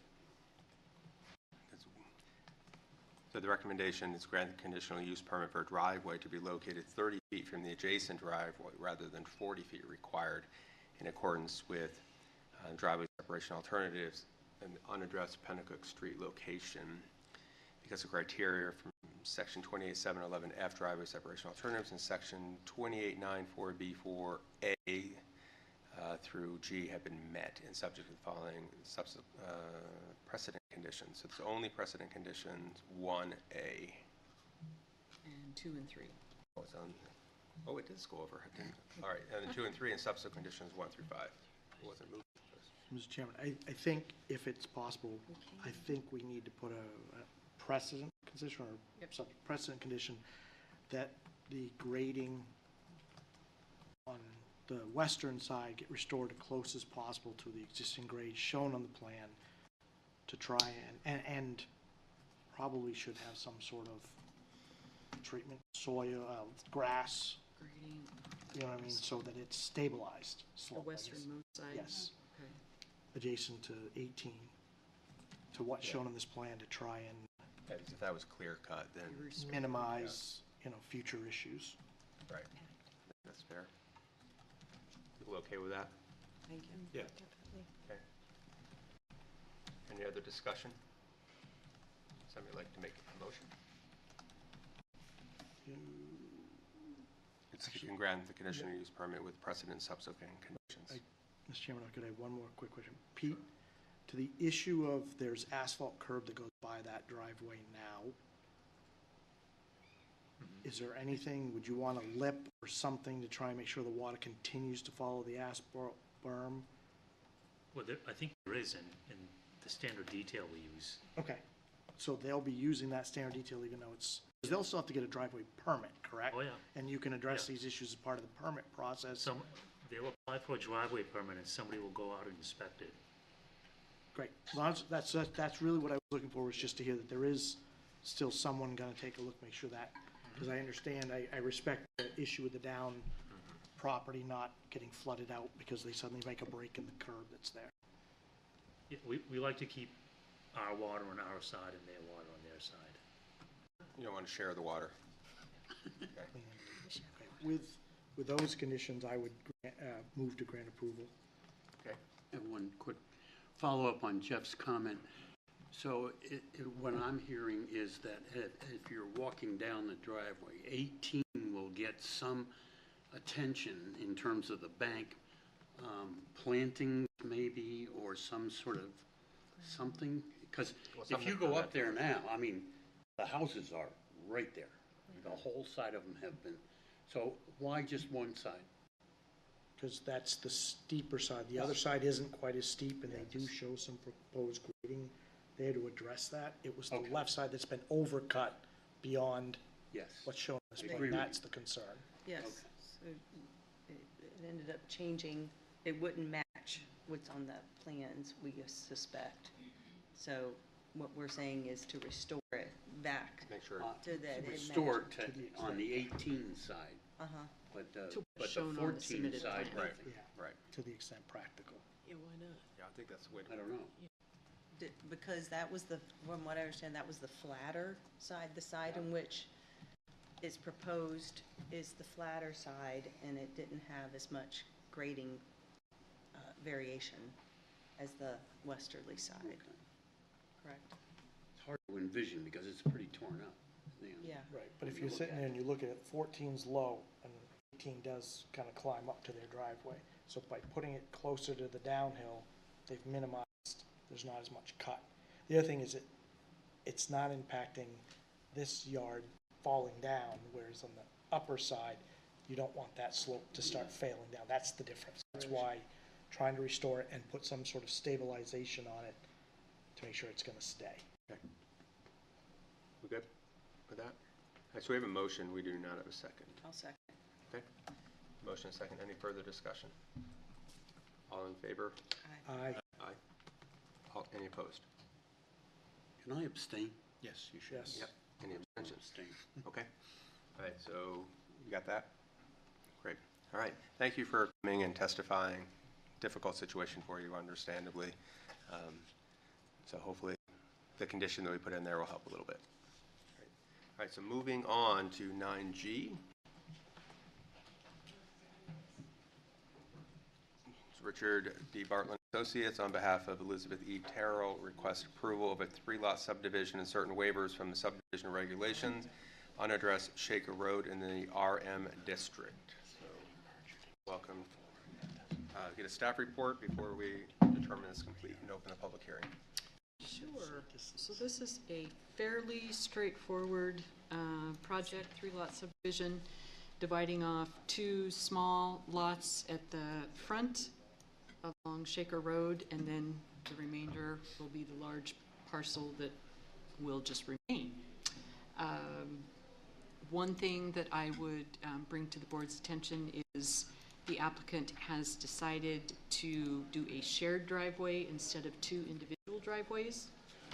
And so I added some conditions, and I was made aware of that this afternoon. So I have added some conditions, so when you get to that point, I can read those to you. You have them set to go? Yep. Okay. So we need to determine, a motion to determine the application complete, not the development of regional impact, and open the public hearing. So moved. Second. Okay. Councilor Todd with a second. All in favor? Aye. All right. Mr. Sargent, welcome back. Well, thank you. I'm going to proceed with caution because I thought the last one was straightforward too. But Yeah, don't say straightforward. This one will be so easier. this one is a 3-lot subdivision. It's located on Shaker Road, just above the Shaker Road School.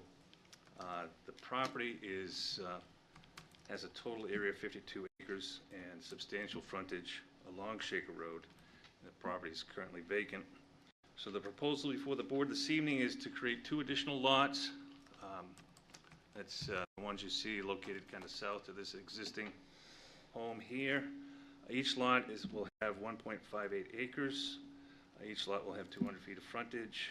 The buildable area on lot 35-1 is 68,854 square feet. On lot 35-2 is 65,810 square feet, exceeds the minimum requirement. We did recently receive New Hampshire DES subdivision approval, and we have requested a number of waivers related to the mapping of the remaining property. And if you had any questions, I'd be happy to answer them. Any questions? Can I ask a question about the waiver? So why is the certified wetland specialist not want to stamp this plan? Could you clarify? I mean, they give I the didn't ask for delineation. that. I think there's a mistake there. I had a wetland scientist delineate the wetlands in the proximity of the proposed subdivision. You can see them on the plan. Right at the bottom, I saw And I plan to have that individual stamp the plan for what she did out there. Okay. I guess we asked for a waiver for doing wetlands on the entire remainder of the lot, property. And it was okay. Yeah, I mean, That's good, because I was like, that caught my eye. Okay, so that waivers up. It's more for the rest, okay. Thank you. Any other questions? Okay. Great, thank you. Any members of the audience have anything to add to this? No? All right. So we will close the public hearing, and our findings of fact of the staff reports, applications, submission materials, no public testimony, and no other materials. So this is pretty basic. This is directly across from my parents' house. I know they're in full support of this. So there are no neighbor issues. The other parcel is the father, the people who are going to build homes there. So pretty simple project. So I don't think there's any issues. Close knit out there. Yeah, I guess so. Okay. Moving on. So we're going to move right on to 9.2, grant waiver request, and Anne Marie's going to add a couple. But to grant the waiver request from RSA 674-36, Roman 2 and 2, and Section 3508 of the subdivision regulations. So we have waiver from Section 12.035 wetlands. That is one that we are not going to have, right? We're going to remove that one because Mark said. Well, Maybe reword it. look at it first. Okay. So I'll read the others while you're doing that. Section 12.07, wetland delineations to not provide signature seal. So, all right, that's what we're dealing with, right? 12.08, existing conditions not to provide any information required by this section was shown. Section 12.09, electronic submission, waiver from that. 15.028, addresses, they don't have addresses yet. 15.033, tabulations not to provide contiguous buildable land area for the large remnant lot, and 15.034, topography for the large remnant lot, and monumentation. 15.035, not to show the type and location of existing and required monument bounds at the corners of the large remaining lot. Yeah, on the large remnant lot. And so A and B is supposed to be for the large remnant lot. For the large remaining So they're lot. all Yeah. consistent. Yeah. So That I can support. A and B we're going to add for the, Yeah, so it'll say to not provide the signature and seal certified wetland specialist, or to not provide the wetland delineation of the large remnant lot. okay.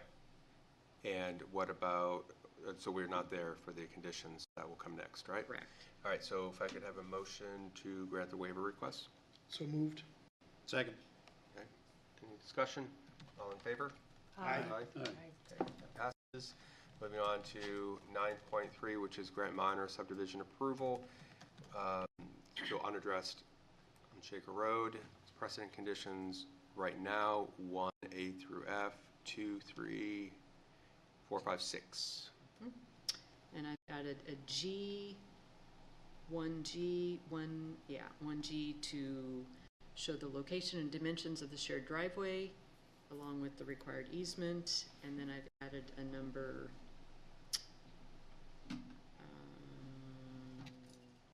where did I put it?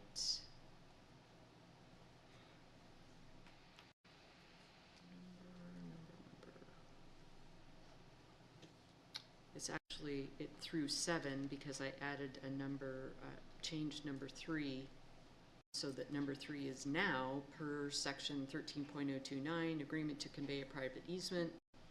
An agreement to convey a private easement for the shared driveway shall be provided. The format of the agreement to convey the shared driveway easement shall be approved by the city solicitor and clerk of the planning board and shall be recorded with the subdivision plat. Right. And so that bumps all the numbering down so that we have 7 precedent conditions. Okay. And then subsequent conditions 1, 2, and 3. Nothing to add to that. No. Okay. So moved. Okay, thank you. Second? Second. Give it to Councilor Todd. All in favor? Aye. Aye. Great. Now you can go home, Mark. Thank you. Unless you want to stay with us. Yeah, I know you do. Well, we kept you around a little longer tonight, so. All right, so 9H has been continued to June 18th. So we're on to 9I, which is Nobis Group on behalf of Cornerstone Realty Holdings Incorporated requests approval for a minor site plan application and certain waivers from the site plan regulations for the addition of an impervious surface and landscaping at 119 Old Turnpike Road in the Industrial District. Oh, another familiar face. So staff update on this one? Yes, so this one is, I'm very happy that we have this application. It's actually an after the fact, because the impervious surface has already been added. And the property owner, I don't believe, realized that, that the conic storage units, which are impervious surface, because they're structures, not sure the property owner made that connection, and so didn't realize that needed site plan approval before adding them. So they are already on the site, and this is kind of an after the fact to fix that. And so the staff report reflects all the items that need to be done as conditions to bring the site into compliance. And with approval of this and the conditions, the site will be in compliance. And I think we need, did we do? No, we do that next. Yeah. According to your cheat sheet, we do that second, which seems odd, but That's what what I, you that's the said. same thing I pointed out. So we need a motion and a second to determine the application complete, not a development or regional impact, and open the public hearing. So moved. Second. Give it to, oh, Dina, all right. All in favor? Aye. Great. Welcome. Evening. Chris Netto from Nobis Group. Cornerstone bought this property back in 2022. It's been around for a while. There have been a lot of businesses there for a long time. But they purchased the site. They really wanted to clean it up because it was kind of disarray. So in 2023, they went in, took out storage trailers, junk, tires, debris, cleaned up the site. They brought in these new storage units that you see lined up on sort of the left south side of the property. Nice looking brand new containers, not the junk trailers that were there before. They also paved the site. The pavement was all broken up and there was gravel and everything else. And they also, again, cleaned up a lot of debris that was sort of hanging off the banks and everything. The city has a 60-inch culvert, believe it or not, that discharges along the back side of this property into this big ravine that runs down beside the property. So they got in there, cleaned up all the tires that were there, and opened up that culvert so that it would flow freely. In doing so, they disturbed some vegetation. So, and they did the paving and everything without the benefit of a survey. So they didn't realize that they were paving in some instances over the property line, getting a little too close to the property line with the containers. So again, we're here to correct that and get them approvals so that they're legit, so they continue doing business on the site. So as sort of some minor fixes to the site, where 3 of these containers are actually located in the city's sewer easement. There's a sewer interceptor that runs through here. So we're going to relocate those 3 containers to the back side of the site. Back here you can see. A few of the manhole covers were paved over by mistake, so those are going to be fixed. there's a story behind it. They actually put in the binder course, and we're gonna come back and raise the rims, cut it out, but they didn't get that far before they got the notice of violation, so they kind of stopped everything at that point. There is some pavement here in the dark gray that's over the property line. It's on city property, so we're gonna cut that back. Make sure we got the 5-foot separation from the property line. And then we need to reestablish this buffer with the residential district out back, the 15-foot buffer, so to do some plants and perhaps a fence. And then everything should be legitimate and good to go. Great. Continue business. Cleaning up. Cleaning up. Any questions? I have one. Can the 3 boxes that you show on the plan as being relocated, little itty bitty corner now sits within the drainage easement? Can we slide them forward? We'll make sure we get them out of the drainage easement. I wasn't aware that they were in the easement, but. Yeah, looking at it, if you zoom in, it looks like they're not much, and I think it's easy enough to, since they're connex, it's not a structure. Yep. I just want to make sure they kind of understand where that boundary is when they're out there setting them. Good point. I wasn't aware of that. And they haven't been moved yet, so it's easy to move them over. And does engineering have any issue with trees being planted around that culvert in that drainage easement shown on the plan? They're required, so. Well, I know, but could they be moved to the other side of the easement if they're in conflict? I think we would prefer to be away from the top of the pipe, the drain pipe. As in where? To the, between the easement and where the proposed connex are going? Yeah, maybe slide it south a few feet, I guess. The only problem is that the ordinance calls for the buffer to be in that 15 feet. Right. So we could do something different. I mean, we could do fence or maybe a mound with shrubs. There are a few options for the landscape buffer. Yeah, my concern is you just said they went and cleared out this drainage, 60 inches, good sized drainage pipe, and now you're gonna be trying to plant trees on the slope right next to it. That's kind of where my question is. Are we just turning around and creating a problem that we don't want to deal with later? Yeah, so I'm just not sure how to comply with the ordinance in order to satisfy the zoning ordinance to. Well, and it's directly in relation to a neighbor who wants the buffer. Right, And that makes sense. Right, I understand, but I'm just asking, there's a drainage maintenance issue that could be impacted by having the trees buffer there. What if we plant trees with no roots? Would it help? Those are called signs. So it's called a fence in this case. Right. Excuse me, is there an opposition to the fence? Other than I think the ordinance calls for not just, a fence wouldn't satisfy the ordinance alone. And that's the problem. A fence and shrubs. Yeah, is that there are 5 options, and they all involve vegetation. Hang on, let me look at the ordinance. Well, It's not that I don't want a landscape buffer, I just don't want to create a long-term maintenance concern for the city.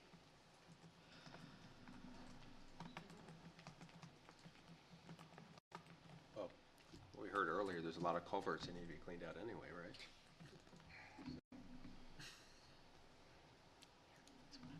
Go get to it. People shake a room. I know exactly what it is. We'll talk later.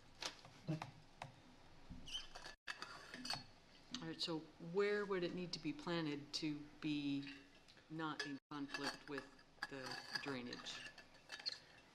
Well, the city's GIS shows the pipe going right through that 15-foot buffer.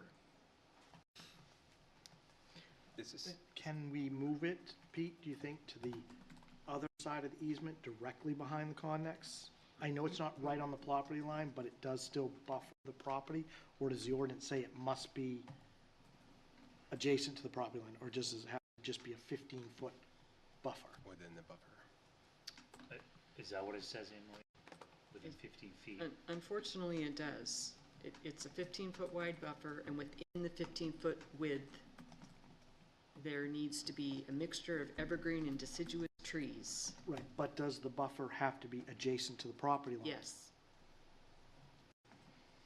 Well, unless we, So let's see, we can, Can we do shrubs with shallow roots? because the roots are the issue, right? That's what we're concerned Well, about. I guess, But yes. if we need access to it 10 years from now, we don't want to ruin what's there. They'd be Right. ripping them all out. Is this something that could be just- worked out later? I know we don't like to do that all the time, but I've been thinking if we put it in as a condition, there's some agreement. I know we don't always like to do that. Well, yeah, because I prefer it be more defined, because in the instance that, you know, we all know what we're talking about, but let's just say it's a different staff or something, you know, it's based on interpretation, and so I would like to have it more defined. What if we just stated the regulations and they plant the trees?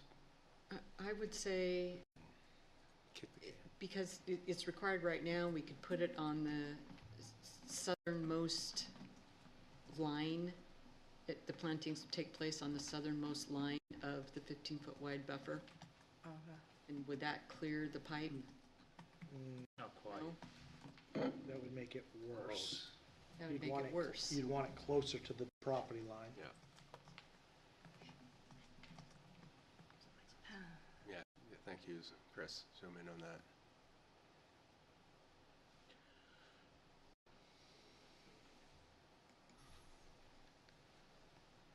So you'd want them right on the property line. If the ordinance says they have to be, the 15 feet starts at the property line and comes out, then yes, they would have to be as close to the property line as possible. And that's fine. Could we take the one that's most westerly and kind of tighten them up a little bit and have a little bit gap in that corner, just because that's where the end of the pipe would be closest to the buffer? There's one, the two that are essentially right over the pipe. Oh, mostly the furthest one, I'm thinking, if the others get all moved to the property line, could we take the furthest one out, call it number 1, closest to the property line, out, and only put 4 in?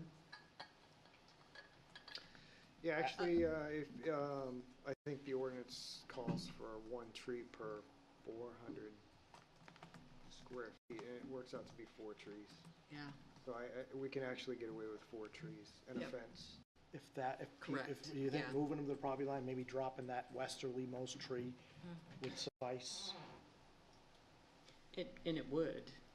As Chris said, I believe that it's overplanted for what the, so if they just follow if they just pick what the. You're being too generous, that's your problem. Yeah.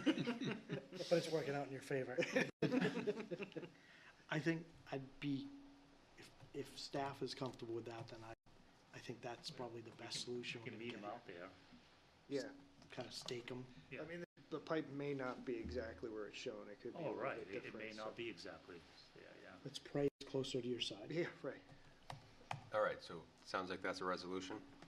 4 trees versus 5? Yep. And work with staff to field locate.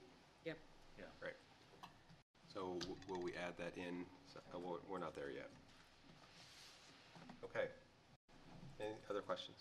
Can I ask, is the intention then is to also include a fence though, right?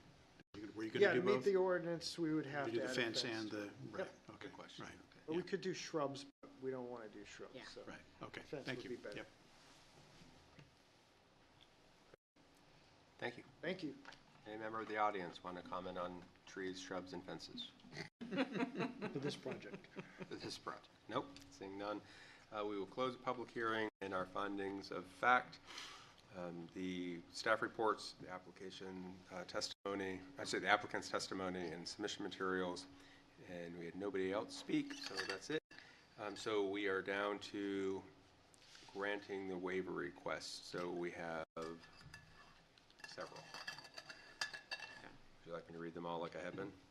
You don't have to. You can say Should've A told me through, I'm sorry. You can say A through K.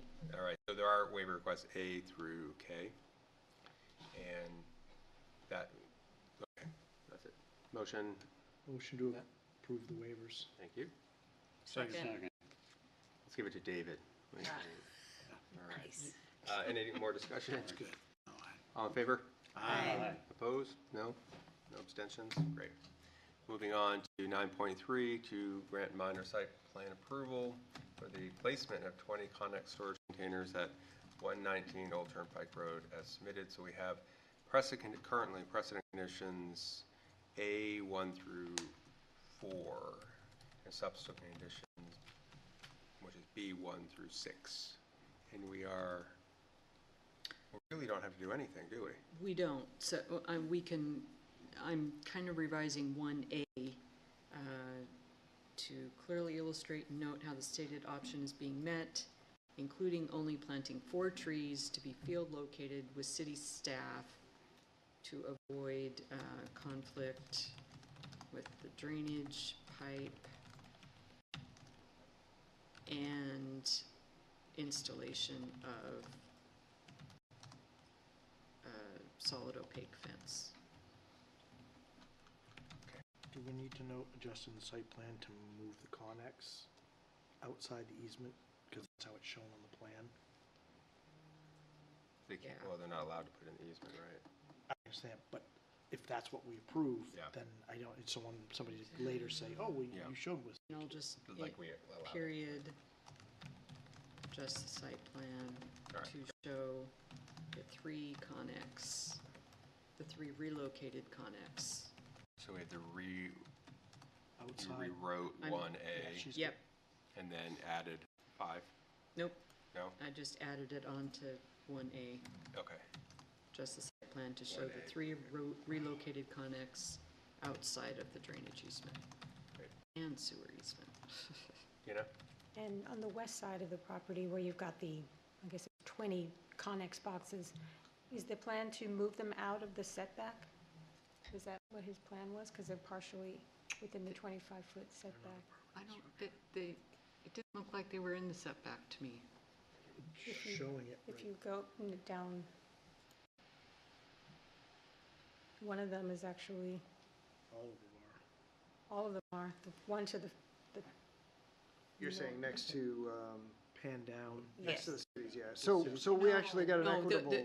there's an equitable waiver for that, There's so equitable. those will all remain. Okay, and that one at the top seems to be most offensive. That one is going to remain there. Yes, so there was an equitable waiver of dimensional requirement for encroachment in both the side and the rear easement. And that was approved by the Zoning Board of Adjustment. It's noted in the staff report.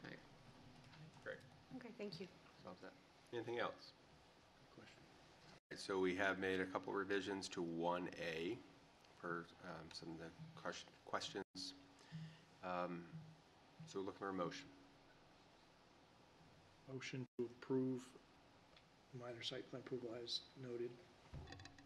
Second. Second from David. All in favor? Aye. Any against? No? No abstentions? All right. Thanks. See you, Chris. All right, now we're going to talk about marshals. I think that's what I heard, a rumor, but, It's on the rumors are side. flawed. It's in there. It's on there. It's on the Oh, side. yeah. Yeah, it's not a I just rumor. I just listen to the gossip, I don't read the real. So 9J is TF Moran Incorporated on behalf of Interchange Development LLC, request approval of an amendment, so it's just an amendment, to an approved site plan addressed as 1 Interchange Drive in the Gateway Performance District, also known as Exit 17. Hi, David. Good evening, thank you. Hold on. I have to do my legal things. So I'm going to do the other thing first. We do not, there's. Oh, this we don't is need to do it because it's an amendment. Yeah, so there's Oh. no determination of You completeness. trained me and then you change it on me. All right, good. Welcome, David. From under him. Thank you. Hello, I'm David Rossio from Interchange Development. Jason Hill from TF Moran. Thank you for your time. Appreciate your efforts. We'll get to that later then. The summary here is appropriate. Jason's going to bring up a plan, I think, in a minute, but while he's doing that. You folks have seen this before. In July of 2023, we had a similar development approved. Marshall's has asked for a slightly larger building they've also asked for 2 loading docks in the rear of the building. So the orientation of the entrances, doors, adjacent tenant spaces, that's all the same. All we're doing here is we are increasing the size slightly, by a little less than 2,000 square feet. And then we are adding that second loading dock, which expands the truck well, which is at the southern end of the building. Almost there.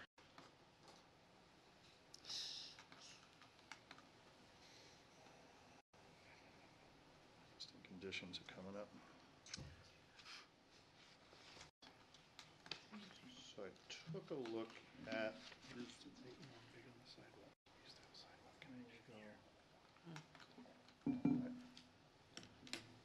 Laser pointers here, or should I just stand up? The lasers don't work on the TV, unfortunately. Oh. They took away my toy. There's a reason. That was my toy, too. I know, you borrowed it. That's right, I had to bring it back. So this is some Marshalls in the adjacent retail and medical office space.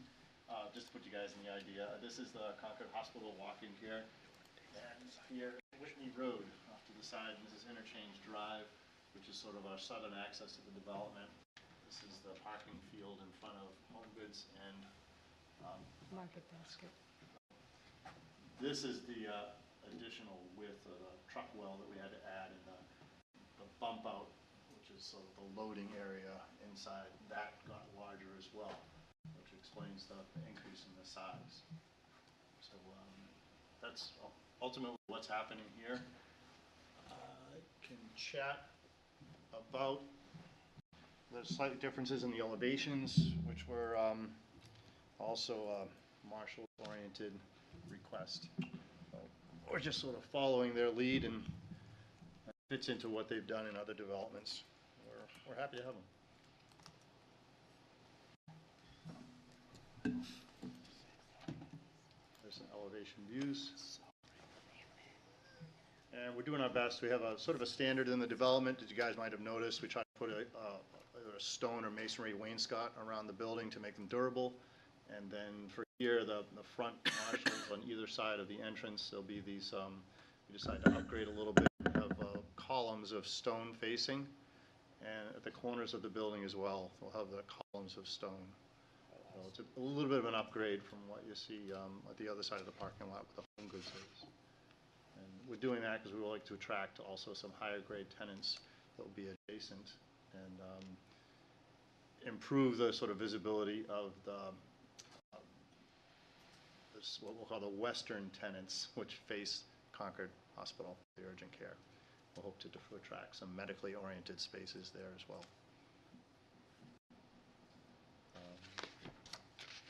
Any questions I'd like to answer? Okay. Questions? So if you could pull up on the site plan, the eastern side, the original approved site plan had that sidewalk coming across the building and connecting all the way back to interchange. You've now removed that, so we have no connection again. The sidewalk that you, maybe we can zoom out so I can understand which sidewalk we're So, talking about. just right there, the southeast corner of the building, you've got that little island. Nope, the other side of the building, right at the corner of the building itself. Right there. That on the okay. approved plan had a sidewalk, but look in a ramp, and it crossed and connected to the other side. I see. But in your new plan, that's been completely eliminated. So now, neither side of the building connects the interchange. I see. So the question is it appropriate to have that sidewalk there now? Certainly we have a tip down. Laurie and I like to do walk around the development completely. I think, oh, the pointer. So we have the sidewalk here going down interchange. You're saying that there used to be a connection here. Correct. Leading from this sidewalk down to, so essentially that tip down here. the new And there's development. nothing on the west side of the building. So now, basically, there's no way to go from this development to Interchange Road without walking through parking lots, you know, and not connecting through sidewalks and crosswalks. Jason, could you bring up the single plan that shows both, the whole development? The overall? Yeah. See if we can zoom in on that. So we have a full picture of what we're talking about. All right. Well, we can zoom out a little bit. Zoom back out. You're almost there. A Right little more. Okay. That's not bad.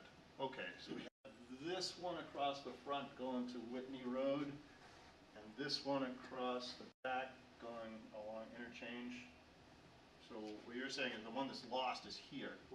Okay, well, we certainly we intend to have that sidewalk.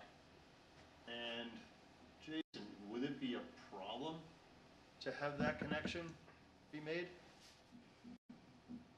A walking connection between the end of this sidewalk? I think it's a grading where your ramp comes in, because you're going down into that.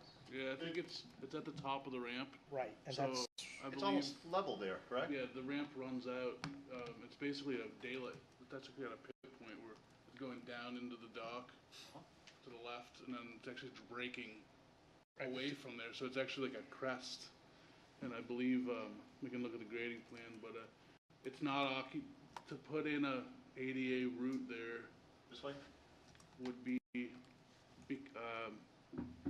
I don't see there'd be a problem with the grading because there's a retaining wall to the west that runs out. That's the retaining wall here. So there's no physical structure in the way, and the grades are flat, a profile north-south along that route. We just didn't put it in because that was more of a service drive area. But in terms of the grading, the criteria for ADA accessible routes, we could, I guess, put a crosswalk there. Doesn't hurt. This is not a, Because we have designed the curb ramp tip down at the north end, as you mentioned, that the dead ends into nowhere, so. even though they've asked for another loading dock, it's not as if there's a tremendous frequency of truck traffic here. So, I and think what that you're was suggesting, always showed as, I think, a loading area, even in your previous plans with the. yeah, with a single loading area, now we just added another. Yeah. I don't think it's impossible to make that happen. No. So it's 296 here, Uh-huh. 295.3 here, I can play with that anyways, that's Yeah, it's just- 0.7 over nothing. Right. You need But it, you the remember, it's profile not can just be up to this way, 5%. it's- right. Yeah, so it's flat enough, I'll check the profile to make sure we can create a 2% cross pitch, but it doesn't, we can make that a ADA route, there's nothing precluding us from doing that. I just, I'd just like to, as we've talked about, and you guys have heard me say over and over and over again. Sure. Pedestrian connectivity through here, because if people can walk around, they're more apt to potentially park and walk. Right. Rather than, We do it every day. a A lot of miles around that development, yes. It's a good idea. Thank you. Any other questions? I have one. I thought maybe You can folks ask could- yourself? Yes, I'm going to ask me. On the recommendations, there's a section here, 9.2, and it refers to, I guess, a meeting that was held at the ADR. A recommendation, I'm not sure how this works. There's a screening requirement for rooftop mechanical equipment. And what I understand that you folks have recommendations, these would be conditions upon the site plan approval. I would just ask that the screening that's required read like your site plan regulations, section 26.02. And I think the change or the difference is, I'm sure if we could. I'm fine with that. You're fine. Make sense? Okay, Yeah. thank you. Nobody else knows what that means, so Thank you. we're good, right? I trust staff. Well, I mean, we could look it up, Dina, but off the top of my head, I don't know that one. Don't tell it. Yeah, just hang on. We don't know. We're not dangerous. I trust him, right? Thank you. Great, so we're good with that? Any other questions? So, I shouldn't have asked.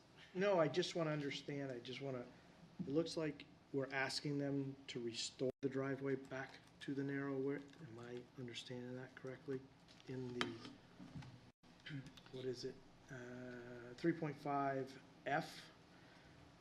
The driveway for 9 Interchange Drive shall be revised to revert back to a maximum width of 31.9 feet as previously approved, or they should receive a variance. Did they get a variance? Correct. Well, so what previously happened is they received a waiver from the planning board for the driveway width.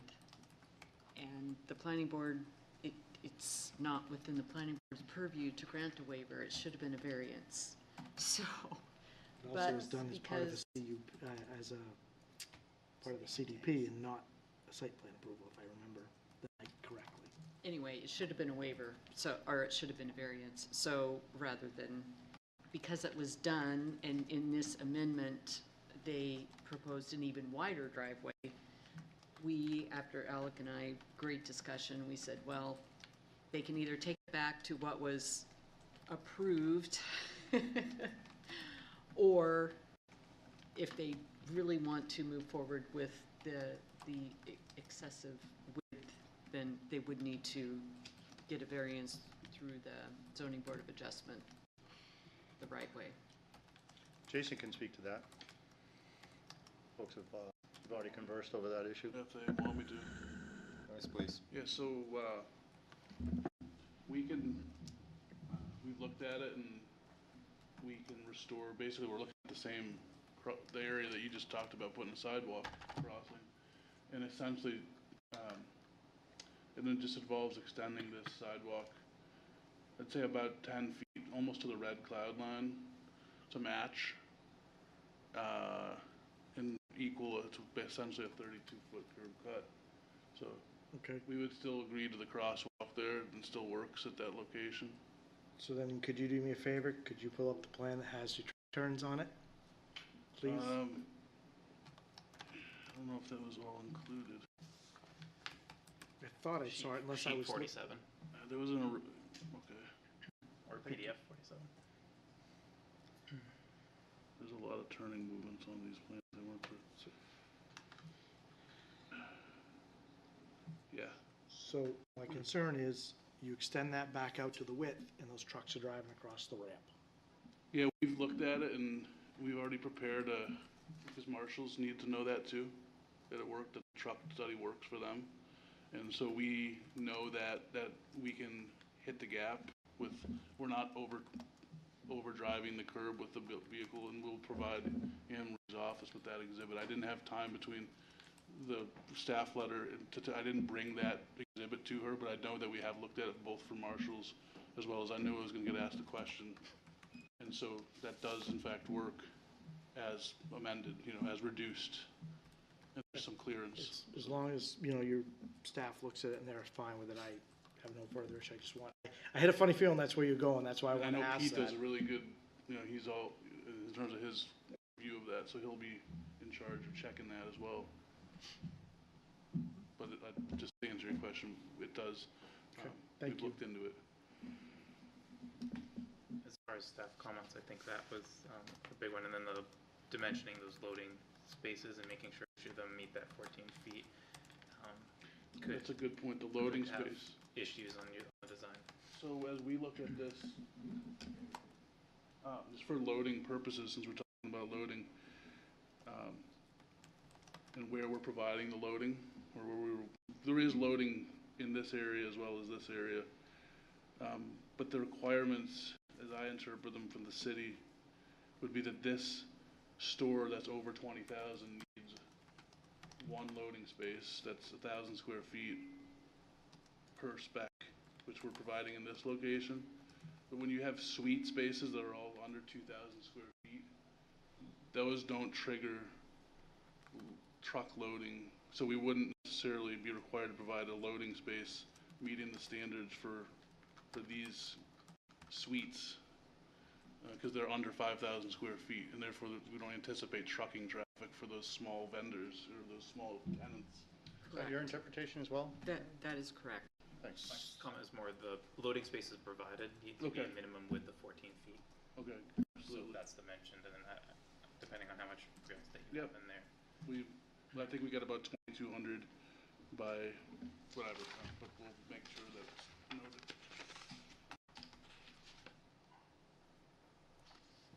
I'm all set. Everybody else good? Any members of the audience? Oh, Steve's fallen asleep, so, Mr. Mayor, you have anything to add? No? Steve, do you want to talk? Do you want to come up? Or are you good? All right, after. All right, so we'll close the public hearing. Our findings of fact are the staff reports, the applicant's submission materials, and their testimony before us tonight. So now we're on to, the right one here.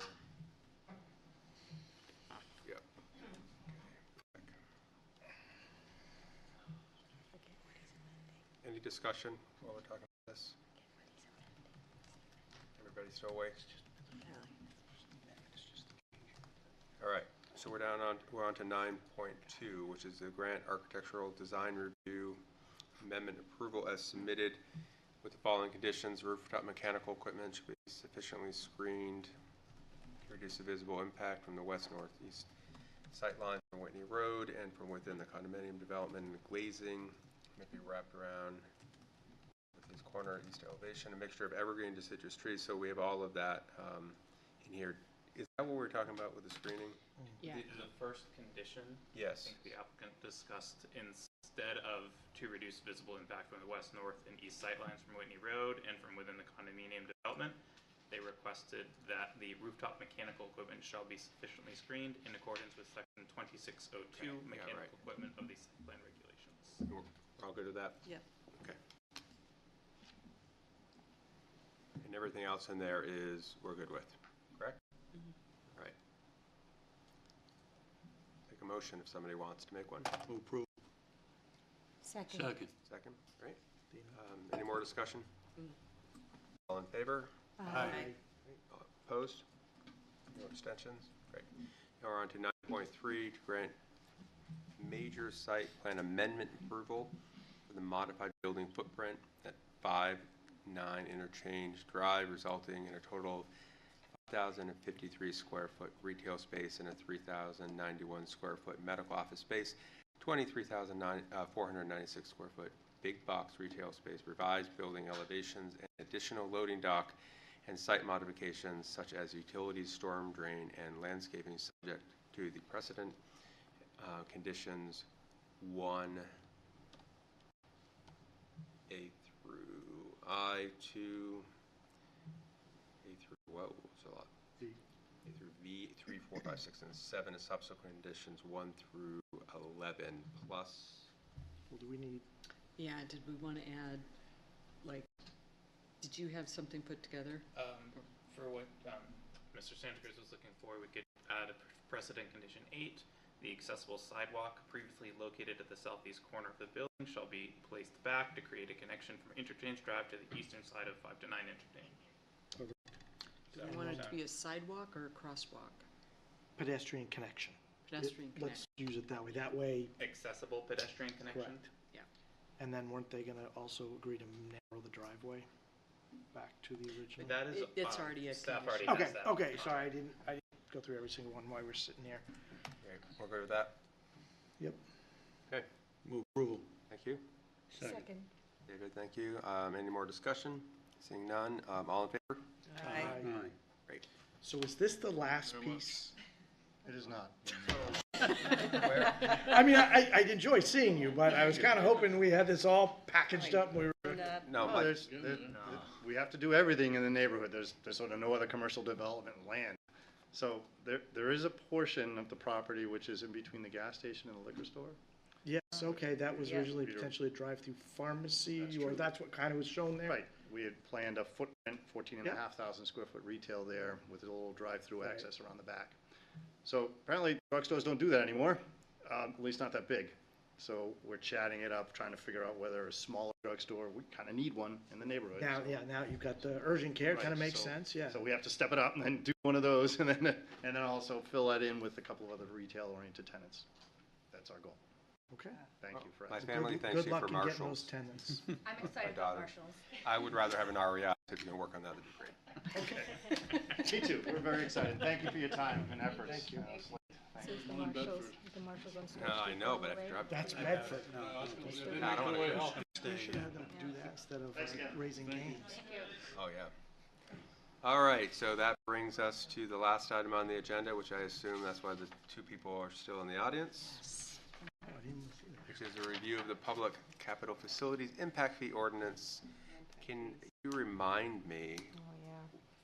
I mean, it might have been my objection to this, we're back here, but can you remind me how we got back here? It was, so how we're back here is, two things.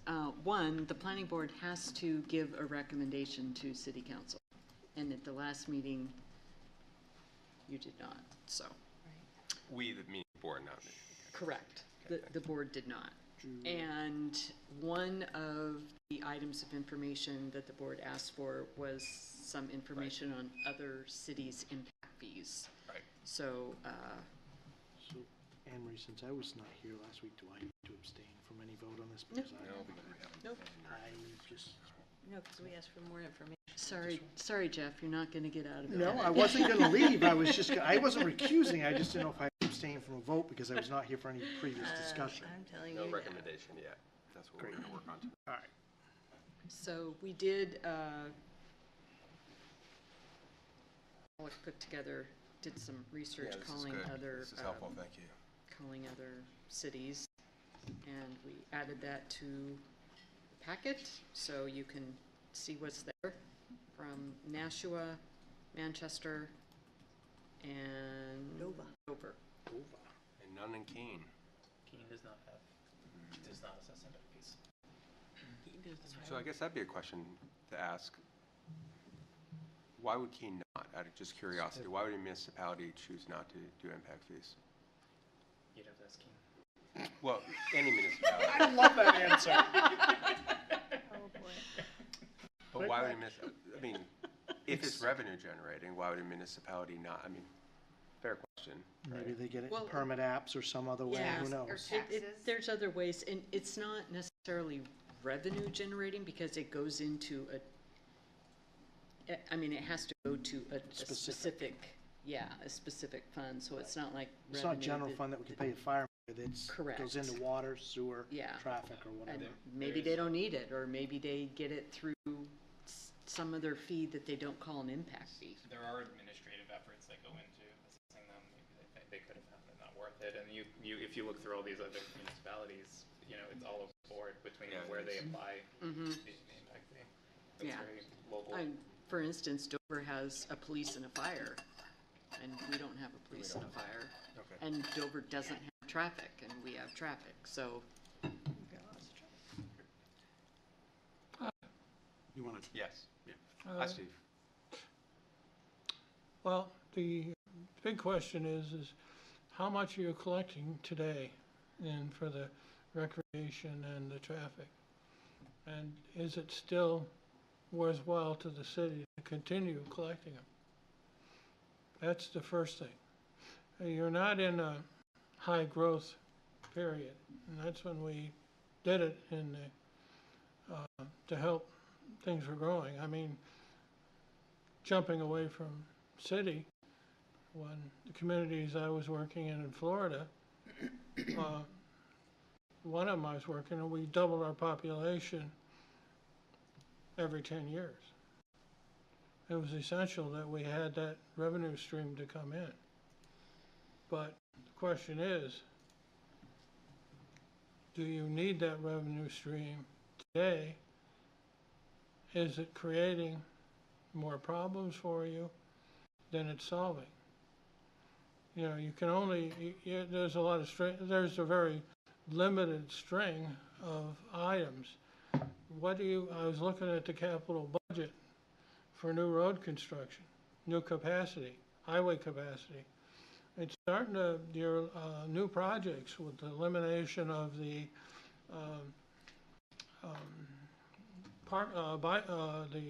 Northwest Parkway. There's not a huge number of new projects in the, besides Manchester Street, widening and improvement, some intersection improvements, north-south Store Street. There aren't a huge number of new projects. So there really isn't, are you going to bring in millions in traffic impact fees to pay for a sizable portion of municipal improvements that are going to be needed for those? And that's probably the number one question today. Is it worthwhile for the city to continue to collect these fees? And two, my second comment, the city council's been shying away from keeping up with inflation for the fees. As you can see from the planner's report, 38%. If we were to bump fees by 38% for those people that were being assessed, that's just quite a sticker shock increase, even though it's a relatively small proportion of the overall cost of building a new single-family residence. It's still a jump. And if you council wanted to bring you back up to the appropriate level, I would suggest doing it over a 2 or 3 year period to keep the cost, the impact of the fee level increase to a more appropriate level. And those are my 2 comments, 2 comments only. I wouldn't say, I don't know, I just don't see, any other comments that I could make meaningfully at this time. Thank you. If you have any questions, I wrote most of that as ordinances. I remember. Anybody have any questions? Councilor Todd, do you have any questions? Comments about? I'm always happy to hear from Steve. I Yeah. can comment on that. Thank you. Yeah. Maybe not happy, but maybe No, I I could entertain say, you. I could safely say happy, but, Dina? yeah. I guess at the last meeting, it came up where we were going to reconsider maybe imposing a commercial impact fee instead of increasing the residential as maybe a way to fray that cost for new single-family homes. Because as a person who just built a single-family home, that impact fee was quite Yeah, a exactly. smack in the head. Mhm. Yeah. So, On a $300,000 or $400,000 house, that's, less than, that's a 1% or so. My math may be off, but it's not, not a huge percent, but it's still on top of every other thing you get hit with when you build. And there's always something that's going to hit you during the process that's going to increase the cost. So that's just another increase. So it's going to be felt. And it's coming at the end of the process. It's paid at the end. Steve, I liked your comment that you said there's not, we look at what development is coming into Concord on a monthly basis, and, we're seeing some development, yes, mostly multifamily, multi-unit. Yeah. Not seeing a huge amount of little neighborhoods of single-family homes going in.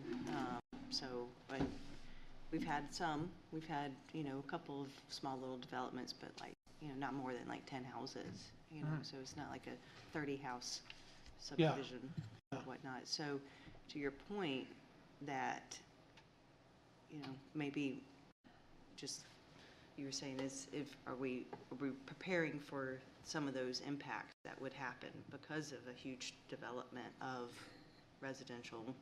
We're not seeing huge amounts. So I appreciate your comments about that. So if we were seeing a lot of pocket neighborhoods or residential development, it might be worth considering, but I don't know. Well, there were periods of time when we saw 1,000 units, single-family, multifamily, at a time coming in. And if we saw that period of development occurring again, but currently I looked at the 2030, 2050 projections, and we're looking at a total 7% growth over to 2050. There could be major changes, such as flights from the coast or something like that, or major disasters that would find this part of the country desirable. The funny situation is that large portions of the country that were seeing rapid growth, they're seeing actually price and housing declines. And yet this part of the Northeast, and particularly New England, is still one of those areas that actually has a housing shortage and prices rising, which is not happening in maybe 70% of the rest of the country. And it's actually, prices are declining. There are long sales and housing. The amount of housing that's lingering on the market, prices are declining. Places like Florida, Texas, California, Arizona, many other states are seeing real declines in the housing market. And this part of the country isn't yet. But we're not growing very fast. But we're still growing. And we're still seeing shortages of certain types of housing. But that happens periodically. It's happened 3 or 4 times, and then you can't give away a house for a period of years. I can't give a housing, you can't give away a unit of any type for a period of time. They sit empty. And then 4 years later, we're having a housing shortage. It's, we're a very small market. Changes happen in the market, and some things, it's very hot and it's very cold, and it's very hot and it's very cold.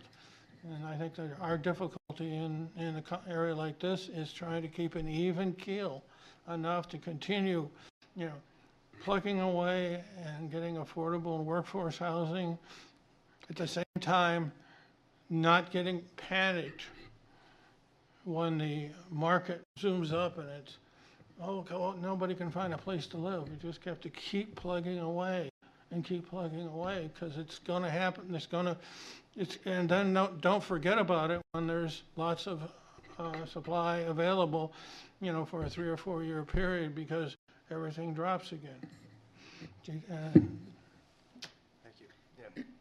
I do have a question for Mr. Henninger.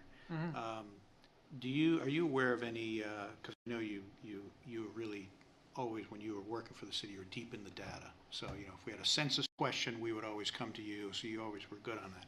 Are you aware of any data that actually shows that for the communities that have impact fees, that actually affects building and construction in those communities? I haven't looked at anything in the last 5 years, I'll be honest with you, but the literature is pretty much that it's mixed. Some of the time, the fees are eaten by the developer, and sometimes they're eaten by the buyer. But in most cases, it's just one of those things that it's just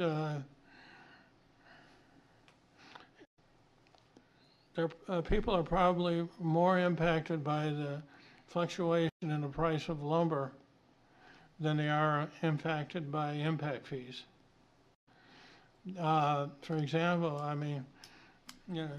it's if you're on a septic tank, it can cost you $20,000, $30,000 for a septic tank. Impact fees are a drop in the bucket. What's the sewer connection charges now in most communities? They can be that much. They're not that high in Concord, but they're up there, and most people don't even notice it. They're just happy to be able, a lot of times developers are just happy to know what it is. They can factor it in, and they can get capacity. There's a lot of places that they can't get capacity. Pembroke and Allenstown has been a problem. A lot of bigger communities. There's places in the Southwest they can't get water.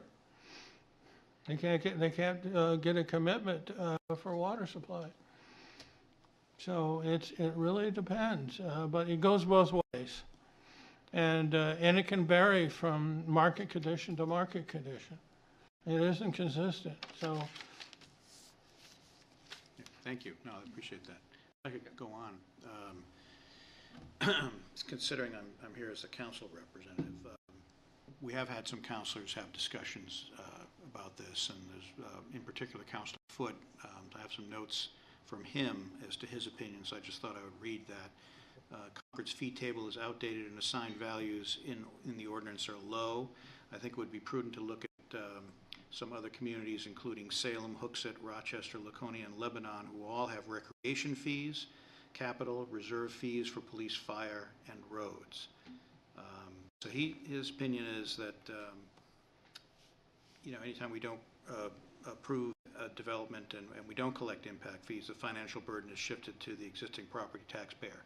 So that's kind of another way of looking at it, that you're going to get hit one way or the other. There could be an impact fee, but if you don't have the impact fee, that the community at large is still going to have to pay in one way or another for those improvements.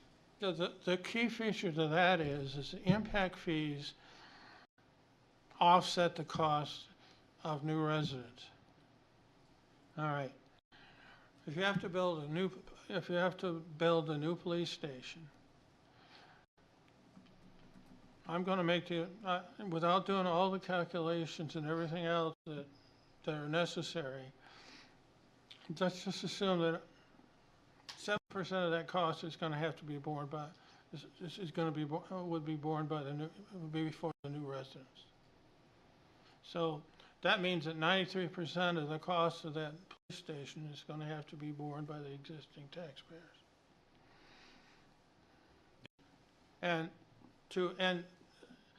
But then you have to figure in how much taxes those new people will pay.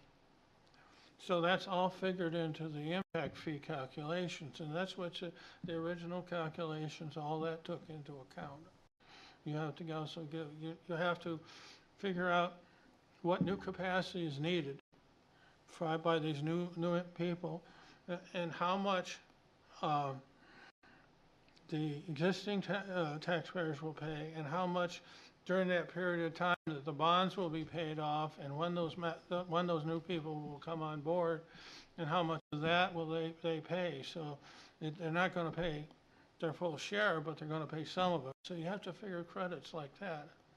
So all these things come into it. So they're only going to help out. Now, if you're the community that I was working in, it's going to be about 50%. They're going to have to pick up about 50% of the cost, right there. But it may be 46% because of the taxes they'll pay over the next 10 or 15 years. But that was not it, because property taxes, didn't pay much of any of the features for general fund did not pay much in a way for road construction. It was all gas taxes. So local, there was the communities in most states get a significant percentage of the state gas taxes. Not like here. We get a token. Great. Thank you, Steve. Thank you. What is the will of the board, I guess, is the question. Well, I think that it's also possible for someone to apply for a waiver for the fees. So you could say, let's cancel the fees, but then you don't have that option available. Let's say you had a developer who wanted to come in and put in 1,000 apartments. Yeah. You would have an option that, well, normally this would cost you X dollars in impact fees, but if you're willing to make some other improvements, maybe we could lessen that, or we could waive that. You could apply for the waiver, and it could be. So I think it's still a tool. I was just looking at one of the suggested references for Town of Salem for their impact fees, and their impact fees for a single-family detached home are school, recreation, traffic, and public safety, and the total is $9,281.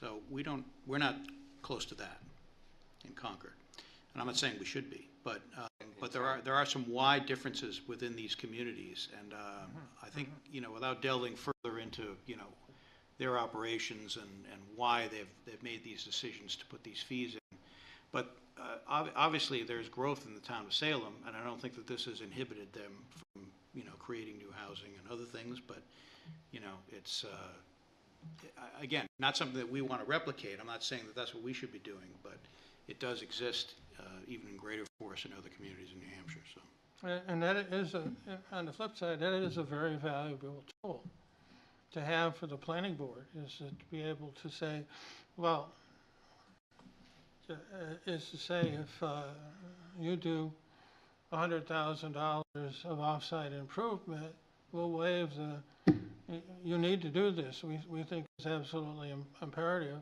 And your impact fees are going to be 75,000. You're waived, or they're going to be 150,000. We'll knock off the 100,000, but or some fraction of that through a reasonable analysis of what your impacts are and how much of those are entirely yours versus those improvements that are more than just serves your needs but help the community, and you have to be reasonable. There was a famous, he's been long dead, he's been dead for 30 years, but his comment was that pigs get fed and hogs get slaughtered. And he wrote the first impact fee ordinances in Florida. And I hired him once or twice over the years. So I'm cognizant of the fact that my iPad tells me it's 7 o'clock in California. Not here. So it's 10 Is o'clock. anybody playing in the final? Anybody from California playing in the playoffs? Oh, no. Anybody left? Oh, no. Celtics are out. I don't care. Bruins are down. Yeah. So how would we like to proceed? Well, I'll point out also that in another example, the town of Hooksett, their community development department, I guess this was from last year, seeking proposals to conduct a comprehensive update to the town's impact fee schedule to new developments. So they actually put out a proposal and accepted bids to get a consultant to come in and look at it. I think we're looking at just the impact fees on our end for transportation facilities. That's what is listed here on this chart that we provided, right, in terms of the update. And basically we're showing the, Steve was saying there's a jump because we haven't done this it was 2014. So, for inflation, you can see what the cost increase would be. If you just take the first line item, it's single family, it goes from 2,100 to 26, so it's a $550 difference increase. But it's only for transportation facilities, and I think there's still an open-ended question as to what, would there be any other possibilities for the community of Concord to actually impose these fees on these other levels like some other communities do them. So I think that the understanding, of course, is that it's an increase in capacity that you're trying to address when you have impact fees. So it's kind of hard, I think, for me to sit here and know what kinds of categories Concord would necessarily be eligible for. Yeah, I tend to agree with that. And what I'm hearing is, we could make a recommendation to City Council to study the impact fees, right? Yep. Before making a decision. We could approve the recommendation, or we could recommend the increase that staff is recommending. The other option is, too, you have some major capital projects proposed for police and fire and general government with renovations to the building next door. That's true. Yeah. Those three that's not something we've, as a community, faced for 40 years. Yeah, that is a great point. Right. Yeah. So what do we want to do? Just because it is after 10 o'clock. No, but I've been waiting patiently, so I'm going to ask my question.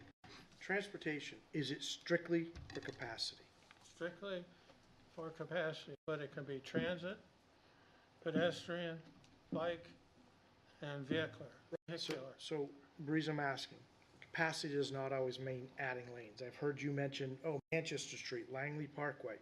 We can put in upgraded signals. We can do retiming of signals. Yes. New and better equipment. We can do Yes. new ped facilities, do safety improvements, which I think to me can improve capacity in some situations. So yes. here's what I'm asking, or where I'm going with this is, let's not just think of this as road widening. it's just road widening. Right. An impact fee can go to, wasn't it last year we had a signal mast arm fall down because it was so old and hadn't been inspected? Well, new equipment put up there could be new cameras, new timings, new things to make that corridor operable. Yes. North State Street out here, you go up and down here, that coordination does not work as good as it could. The PED signals don't work, so sometimes you're like, stop, go to the next one, stop. The PEDs are going and there's no PEDs around. That impacts capacity. These There's are a all lot things, of these are all old, things. lot of old signals. And so here's what I'm saying is, so I don't want to do away with it. I don't want to shrink it.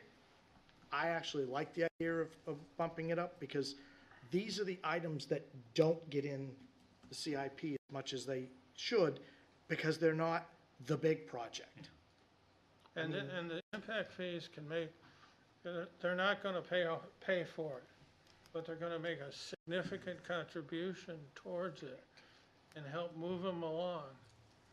But they're not gonna say, oh, that impact fee is gonna pay for this. No, it's not. But it's gonna reduce the cost of it and the impact to the general budget, and it's gonna help it move them along and reduce and make it more feasible to do these projects and make them more competitive. Yeah, and in fact, a lot of the things that you mentioned are in the budget coming up. Because of that collapse, we're looking at that and taking that seriously, so there's infrastructure upgrades. But everyone in the community is going to be paying for those. So as Steve's saying, there's no offset from impact fees. You know, we right now, we have this in place, but, you know, the offset could be increased to a level that's at least keeping up with inflation. Right, yeah, which I think is your point, right? Right, and that's what I'm saying. I hear what Steve's also saying about, you know, maybe you only go up a certain amount per year over, say, a 3-year period. But if you're gonna do that, should you look at the out year as your end unit? So instead of saying 2014 to 2025, if we're gonna apply these a certain percentage on 26, 27, 28, then really it should be 28 The number's is the gonna number we're change. looking at, Yeah. and then work it backwards. So that by the time we get to the end, we're at the value we would think. Oh, we're gonna have to, if you do it over a period, you're gonna have to factor in inflation that'll occur during That's that what I'm saying, period, too. that's where I'm going, yeah. So, All right. yeah, so I'd be in favor of proposing the increase, but incrementally applying it so that it's not as the shock factor. Teresa? I'm the skunk at the tea party. I don't. I see somebody over here going like this. What do you think about that incrementally? Teresa, go ahead. I'm sorry. I'm the skunk at the tea party, and I don't think the timing is right for doing this. I'm hearing a lot of grumbling all over the city about spending, everything's going up. And I think with the economy the way it is, I think with people grumbling about what's going on, and people are talking about the city spending wildly.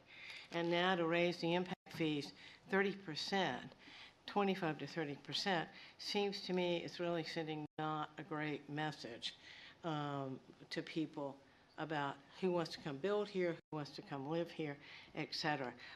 Shame on the city for not keeping up with inflation. The state's done the same thing, and they're looking at the same situation. DES fees, they haven't increased in 10 years or so. So shame on the city for, if you're going to do it gradually every year. Keep up with the CPI. But I really think the timing and the optics are bad. I don't think the optics is the right time to do it. And, you know, the economy's not good and people are worried. I mean, you go out there and there's anxiety. So I'm going to, if you were looking to increase the fees, I'm going to vote no. Okay. All right? That's Yeah. me. And what is the rationale for having the single-family home projects bear the brunt of the expense versus warehousing at 78 cents? Like, why is it, the rationale for why it's like that? So if you think of a warehouse as being 50,000 square feet at 78 cents per square foot, that's a pretty big number now. You know what I'm saying? You're talking, that's in the $40,000 range of their impact fee. Or if you look at, say, a gas station is $4,200 per pump. So if you got 10 pumps, they just paid $42,000 in impact fee because they generate so much more traffic. And I'm looking specifically at the transportation, and that's kind of where you're looking. So why? Well, and maybe more to, a more pointed answer would be that right now, everything that's commercial gets a waiver. So they're not paying any of that. Housing is housing is the only use that pays a transportation impact fee. Commercial doesn't pay anything. Why? Yeah, why is? That because I believe, if I remember correctly, years ago, we wanted to bring in more development, and so we got rid of those to bring in more development, which actually we have had more development. So. And we've had that cost because of it. So I think. We need to make a recommendation. Yeah, well, I like your, the recommendation of doing this spread out over years. So you'd have to come up with some new numbers that would be calculated into this. I also like your suggestion, Chair's suggestion about, we could certainly put in the recommendation that the city could consider hiring a consultant to do an actual study to see, how much. But I think that we could also put in the recommendation to open up these other non-residential uses and to start charging those again. But then I think that, you would be, you'd probably want to impose the same kind of structure on all of them in terms of the incremental increase, obviously, if you're going to do that. So that sounds like a recommendation. If they haven't been paying these all along, they're not gonna notice the difference, so why not just not do the incremental on the commercial, let's say, and only do it on the residential side? Yeah, that's another option. I'm just saying, if they've been getting the waiver, they're not gonna notice whether it's $1 or $2, because they're not paying it now. Not paying it Not now. like a residential, if it goes from 2,000 to 2,500, they feel it. Just out of curiosity, why is residential not by square foot of a home? Do we know? Excuse me? Why is residential not by square footage of a home? Because you think if you have a 5,000 square foot home, you should be paying. I think there are communities that do it by square foot. There are other communities in New Hampshire that do the impact fees, do it that way, but ours is just a set rate, I don't know. I know that other jurisdictions in which I've worked and done projects, it's always just been by the dwelling unit. The dwelling, yeah, I'm just not curious. by the square footage. Okay, what do we want to do? Well, you heard my recommendation. So, incremental increase, one that seems to be palatable. Yeah. If we're going to do an increase, incremental increase, On using your recommendation residential. on residential. And then non-residential goes right up because they're not paying it now. Go right. Okay. And recommend that that be reenacted, I guess, basically. Recommend that that be reenacted, and then I think the city council should, maybe we get an impact fee for a consultant, right? But I think city council should discuss a consultant to look at this, because we have a lot of questions. Teresa's raising points that I hear as well. Yeah. Is, we're paying higher taxes than we're getting impact, So I think city council should look at that. I don't know when the last time Steve wrote it, right? That was a long time ago. Not so long ago, I guess. I don't think there's been a restudy other than a reevaluation of costs since the original drafting. So I'm gonna ask a favor. Yeah. If we can separate those two Yeah, I think we'll recommendations. separate them. Because if we don't, I have to recuse myself, because my firm does that type of work. Oh, all right. You So- should recuse yourself then. So if we All can right, so separate let's those keep two it- recommendation votes. So Jeff's recommendation is residential to gradually increase it, working backwards from a state specific, right? And Steve, I don't know, 3 years? I if we just did, suggested 3 years, but All right. I thought that would be a little easier to take. I originally came up with 2, but I thought 3 would be easier, but it's gonna be a bit more work for you guys. Maybe one suggestion is, still 3 years is 10%, and that's a jump. Yeah. Maybe you just say to the city, start doing the CPI, or start keeping up with inflation. Inflation's not 10%. right, but what we're trying to do is pick up where we've been lagging No, all I these know. years. Shame on the city is my take on that. Fine, you didn't do it, so now you're being retroactive. But it seems to me you put in a policy going forward. All right, It's just a huge, here's it's a another huge dumb hit to idea. me. Double the CPI until you catch up. Yeah.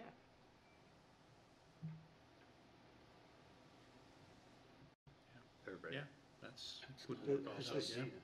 Steve, just a quick question on that. CPI has always been a positive value over the last 25, 30 years, correct? It's never seen a decrease. If it goes negative, you get more you get more improvements for less cost. And, you know. But I'm just, yeah. I'd say if it's in It's the positive, actually- you're not gonna double if it's in the We negative. relook at it. You guys relook at it, whoever, you know, if that actually occurs. These are actually, the numbers in here are based not on the CPI, but on the indices prepared by the people who prepare indices. I forget what, I should remember, but my senior moment here, my people who track transportation construction costs and residential recreation construction costs, and they publish the information RS monthly. means? Are you thinking the RS means catalog? Yes, Well, RS and means catalog. they're different. Right.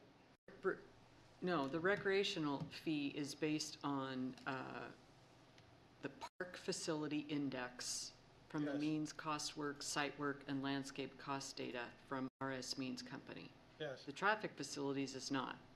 It's based on the construction price index as published in the engineering news record. And Right. that's based on the Boston value, I'm assuming?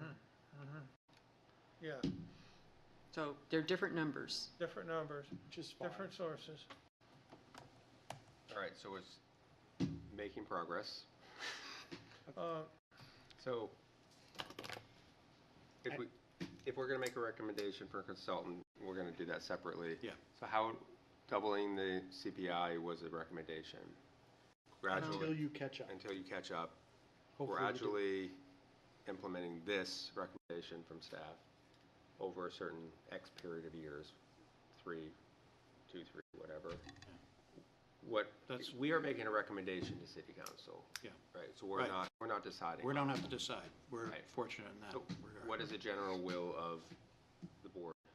Well, so what would be doubling the CPI for this year? That would be, if we just took that as an example. what's Well, that? so, and we need to split it out because traffic facilities uses the construction price index. Recreational facilities does not. Yeah, right. So let me, Well, so they were different numbers, so you're talking about just doubling whatever the number is that's used for recreational and doubling whatever the number is used this For for transportation. All right. So if we did that for just as a sample, do you have anything there that you can tell us as a number?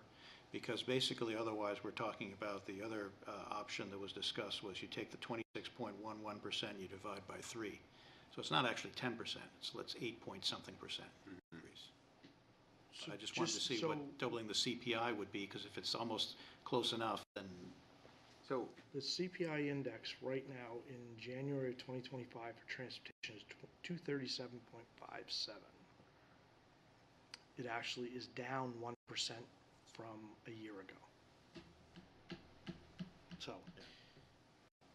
So what we're talking about is making a recommendation, if I'm still with you all, to either look at doubling the CPI until it catches up, or taking this recommendation from staff, and over a certain period of years, that's what we're talking about recommending, and then city council can decide what they want to do. That's right, you could put both possibilities in there. Are we comfortable with that? Mm-hmm. Yeah. Making that recommendation, noting that Teresa is not supporting an increase, correct? I'm not supporting an increase. Okay. I mean, I could maybe support CPI each year, but not doubling CPI. Okay. So I think it's cleaner just to say that you're not going to support the recommendation that we're making to double CPI or. I'm not going to support the recommendation of doubling, and I'm not going to support increasing. I would support the city beginning to do the increase each year with whatever the CPI is for whatever impact fee they're talking about, meaning transportation or. So can we write that into a recommendation? mean, no, just that there was a member that would rather have a lower, less of an increase, essentially. Yeah, I mean, you and I both looked it up. It's Right. 2 point something now. So fine, you do, see what it is at the end of the year, whenever you do the impact fee, and increase it by that. Okay. Yeah, so I mean, to me, a 10% hit's a real, I mean, it's just, I mean, if you're doing it rationally, I don't have a problem with it. To me, it's not rational to say, okay, we haven't done it in 10 years, so we're gonna, Because, yeah, not gonna hit you with 30%. because it's retroactive. That's crazy. So you're saying just, your recommendation is just do whatever the percentage is for that year? On the on the current. Every right? year. On the Yeah, current. you do it every year. Every year. Readjust every year. Yeah, just readjust it every year. No timelines. Yeah. I mean, Yeah. it is cleaner if you're going to increase, just increase it by whatever metric it is on the Yeah, current, yeah. right? Yeah. And it's an easier hit on people as well. I'd be more willing to support that. But I don't know. Increase by the current metric. And if there's no increase in the metric, then there's no increase for And that if it's year. negative, it stays neutral. I don't think there've been many years in the last 50 years that there hasn't been some sort of increase. So Whether it might be 5.5, but it's been an increase. but I think this is interesting. The board is split, really, right? And so that goes back to the consultant, for me. Well, yeah, that's, Right. yeah, that's why we would also be making that separate recommendation, I think, right? Yeah. So I think that we talked about several options, right? I think we have those on record now. Right? I don't know who's going to write that up. Who writes that up? Well, Rich. I wasn't gonna I write up nominate anything Rich. except whatever your recommendation is. So how do we want to structure 'Cause- the recommendation? Yeah, you need to structure a recommendation and make a vote. Right. So we all agree the city needs to go up on the fees. The issue is the rate. Option A. So there's three options that we're gonna say the board, the council, excuse me, consider. CPI index, so it goes up every year, potentially, From the current. correct? Yeah. Then we're looking at going up the full amount over 3 years. Yep.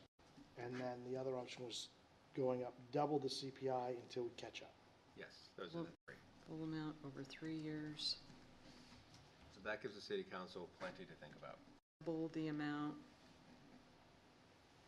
Double amount of the CPI CPI till until we it catch catches up with where inflation would put us. Right. But there's two Where would proposals inflation- here, right? Because he's gonna recuse himself, and we're This gonna is- talk yes, about there's two that. proposals. Yeah, Part one is this is part one. 3 different options for the city council to consider. Okay. If I wanted to ask Jeff, so are you comfortable with that just across the board in terms of also the, the non-residential uses? Yeah, that's fine, but I think we need to talk about reinstituting the non-residential. Right. So Now, that's there a could rec- still be a waiver process if Right. they do something, to improve things or whatever, that's fine. But I think we're at a point now where commercial isn't the biggest drive. It seems like we really want more residential, Well, so. No. Well, I think people want plenty of commercial. Well, I think I'm just saying, meaning in terms of we need housing, is what I'm saying. I don't need another gas station necessarily. I know it's not, we can't decide that, but I'm just Right. saying. But that's fine. We need more we were, housing. I'm sorry, Dina, go ahead. So now that we have two proposals that include the CPI, do we need both? They're different. They're different, but do more people kind of agree with one more than the other? Do we need to have both of them? I have one question on that. Your recommendation of doubling CPI until you get caught up to what? I want to be clear. That was not my Well, whoever, recommendation. whoever, All but- I was repeating was something that Well, was and I thrown was out gonna ask that as an too. option. Caught up to what? From where? You've got to have a baseline of It was what you're inflation. talking about. Let's catch it, right? That's what we said. Yeah, but are we talking about inflation over the last 10 years, or Right. Yeah, what are we talking about? There's got to be a baseline. Caught up to what the number is in this report, because then it will continue to go up. Yeah. I guess that the third option I'm confused on. The first one I understand. Which one? Whatever the metric is, that we use that metric and we increase it every year. The second one is that the amount that's in this report, divide it out over 3 years and increase it by that. Yeah. So the other one is going back to the doubling the CPI is going back to Teresa's point about retroactive is what it's really doing. It's really saying we should have charged this amount over since 2014 and we haven't. So whatever that amount is, we're going to double the CPI until we get to that amount, which is going to increase depending how long you carry it out. So whatever that. But the amount is different every year. Right. Because the amount is based on whatever the metric was for that year. Right. So it'd be pretty hard to calculate. So yeah, it would be. I'm not that good at Take it. the average. I would take the not want to average do and it, double let's it. just say that. Yeah. We would need to hire someone to do it. All right, so let's scrap that one then if staff. Anne Marie? That was an option You of could something take that the would be in average between. over the scrap it. period and then Yeah. take the average and then double the average, and that would get you to that period. I think if it's gonna be that hard to calculate, Yeah. I think we No, just. okay. If staff's not, yeah, if No, staff has I to do mean, this, it's we'll just- just. Alright. That's my point. Okay, so we'll Either scrap it's that not one. simple enough or it's too We have simple. two. People comfortable with those two? Yeah. And then the other one that Jeff's going to recuse himself from, I do think that city council should consider a bigger look at impact fees and have, create a report to city council and hopefully the planning board will get to read it too. But that would include commercial and residential. Yeah, I think it would include everything. And what categories, like, Schools, like schools. safety, Yeah.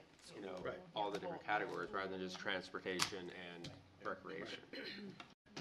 Because they may come back and say, you know, you really need to think about safety, like an impact fee for safety, which actually I would be much more willing to support that than recreation. So that's consider hiring a consultant, Yeah. preparing a report and looking at all categories. All categories, yeah, exactly.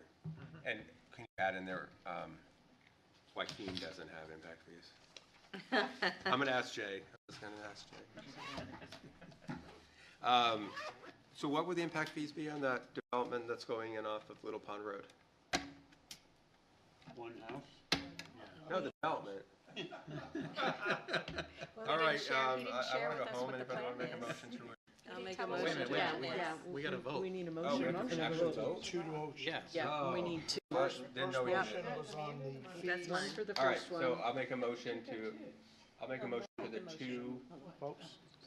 the two options to increase impact fees.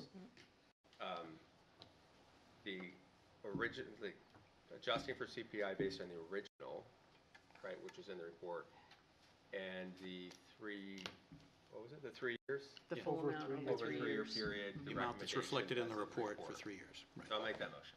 Second, yeah. Are we voting on both?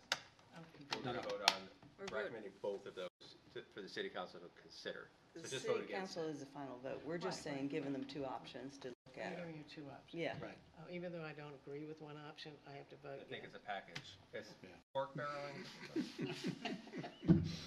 Just take it as a win. Take it as a win. You get a little in there. Yeah. So, motion and second. All in favor? Aye. Aye. Opposed? Well, you know I'm opposed to the second one, but, you know, I like the CPI. Yeah, It's all or nothing. all right, but anyway. I don't know. So in Sounds like favor that's or like a opposed? no. No? Probably a no. Yeah, No. I was thinking no. And then the second, I'll make the second motion, which is for the city council to consider hiring a consultant to look at the whole big picture of impact fees, categories, and amounts and everything else. Second. Okay, and the second's that, all in favor? Aye. Abstained. One opposed, any opposed? No? And one No. one abstention. Actually, you weren't even part of this, so. Wow, you were. I just meant to make very clear. 'Cause I don't So think Jeff we did not had vote. any cues on it. It's, Yeah. What's the story behind it? she's got yours. Yeah. That came in later. So Oh, yeah. get Okay, that so one it was from her. Right, and right. I don't know All who's right. that. I make a motion to adjourn. I second the motion to adjourn. All in favor of adjournment? No. Yes. Aye. Aye. Adjourn. Thank you. Aye.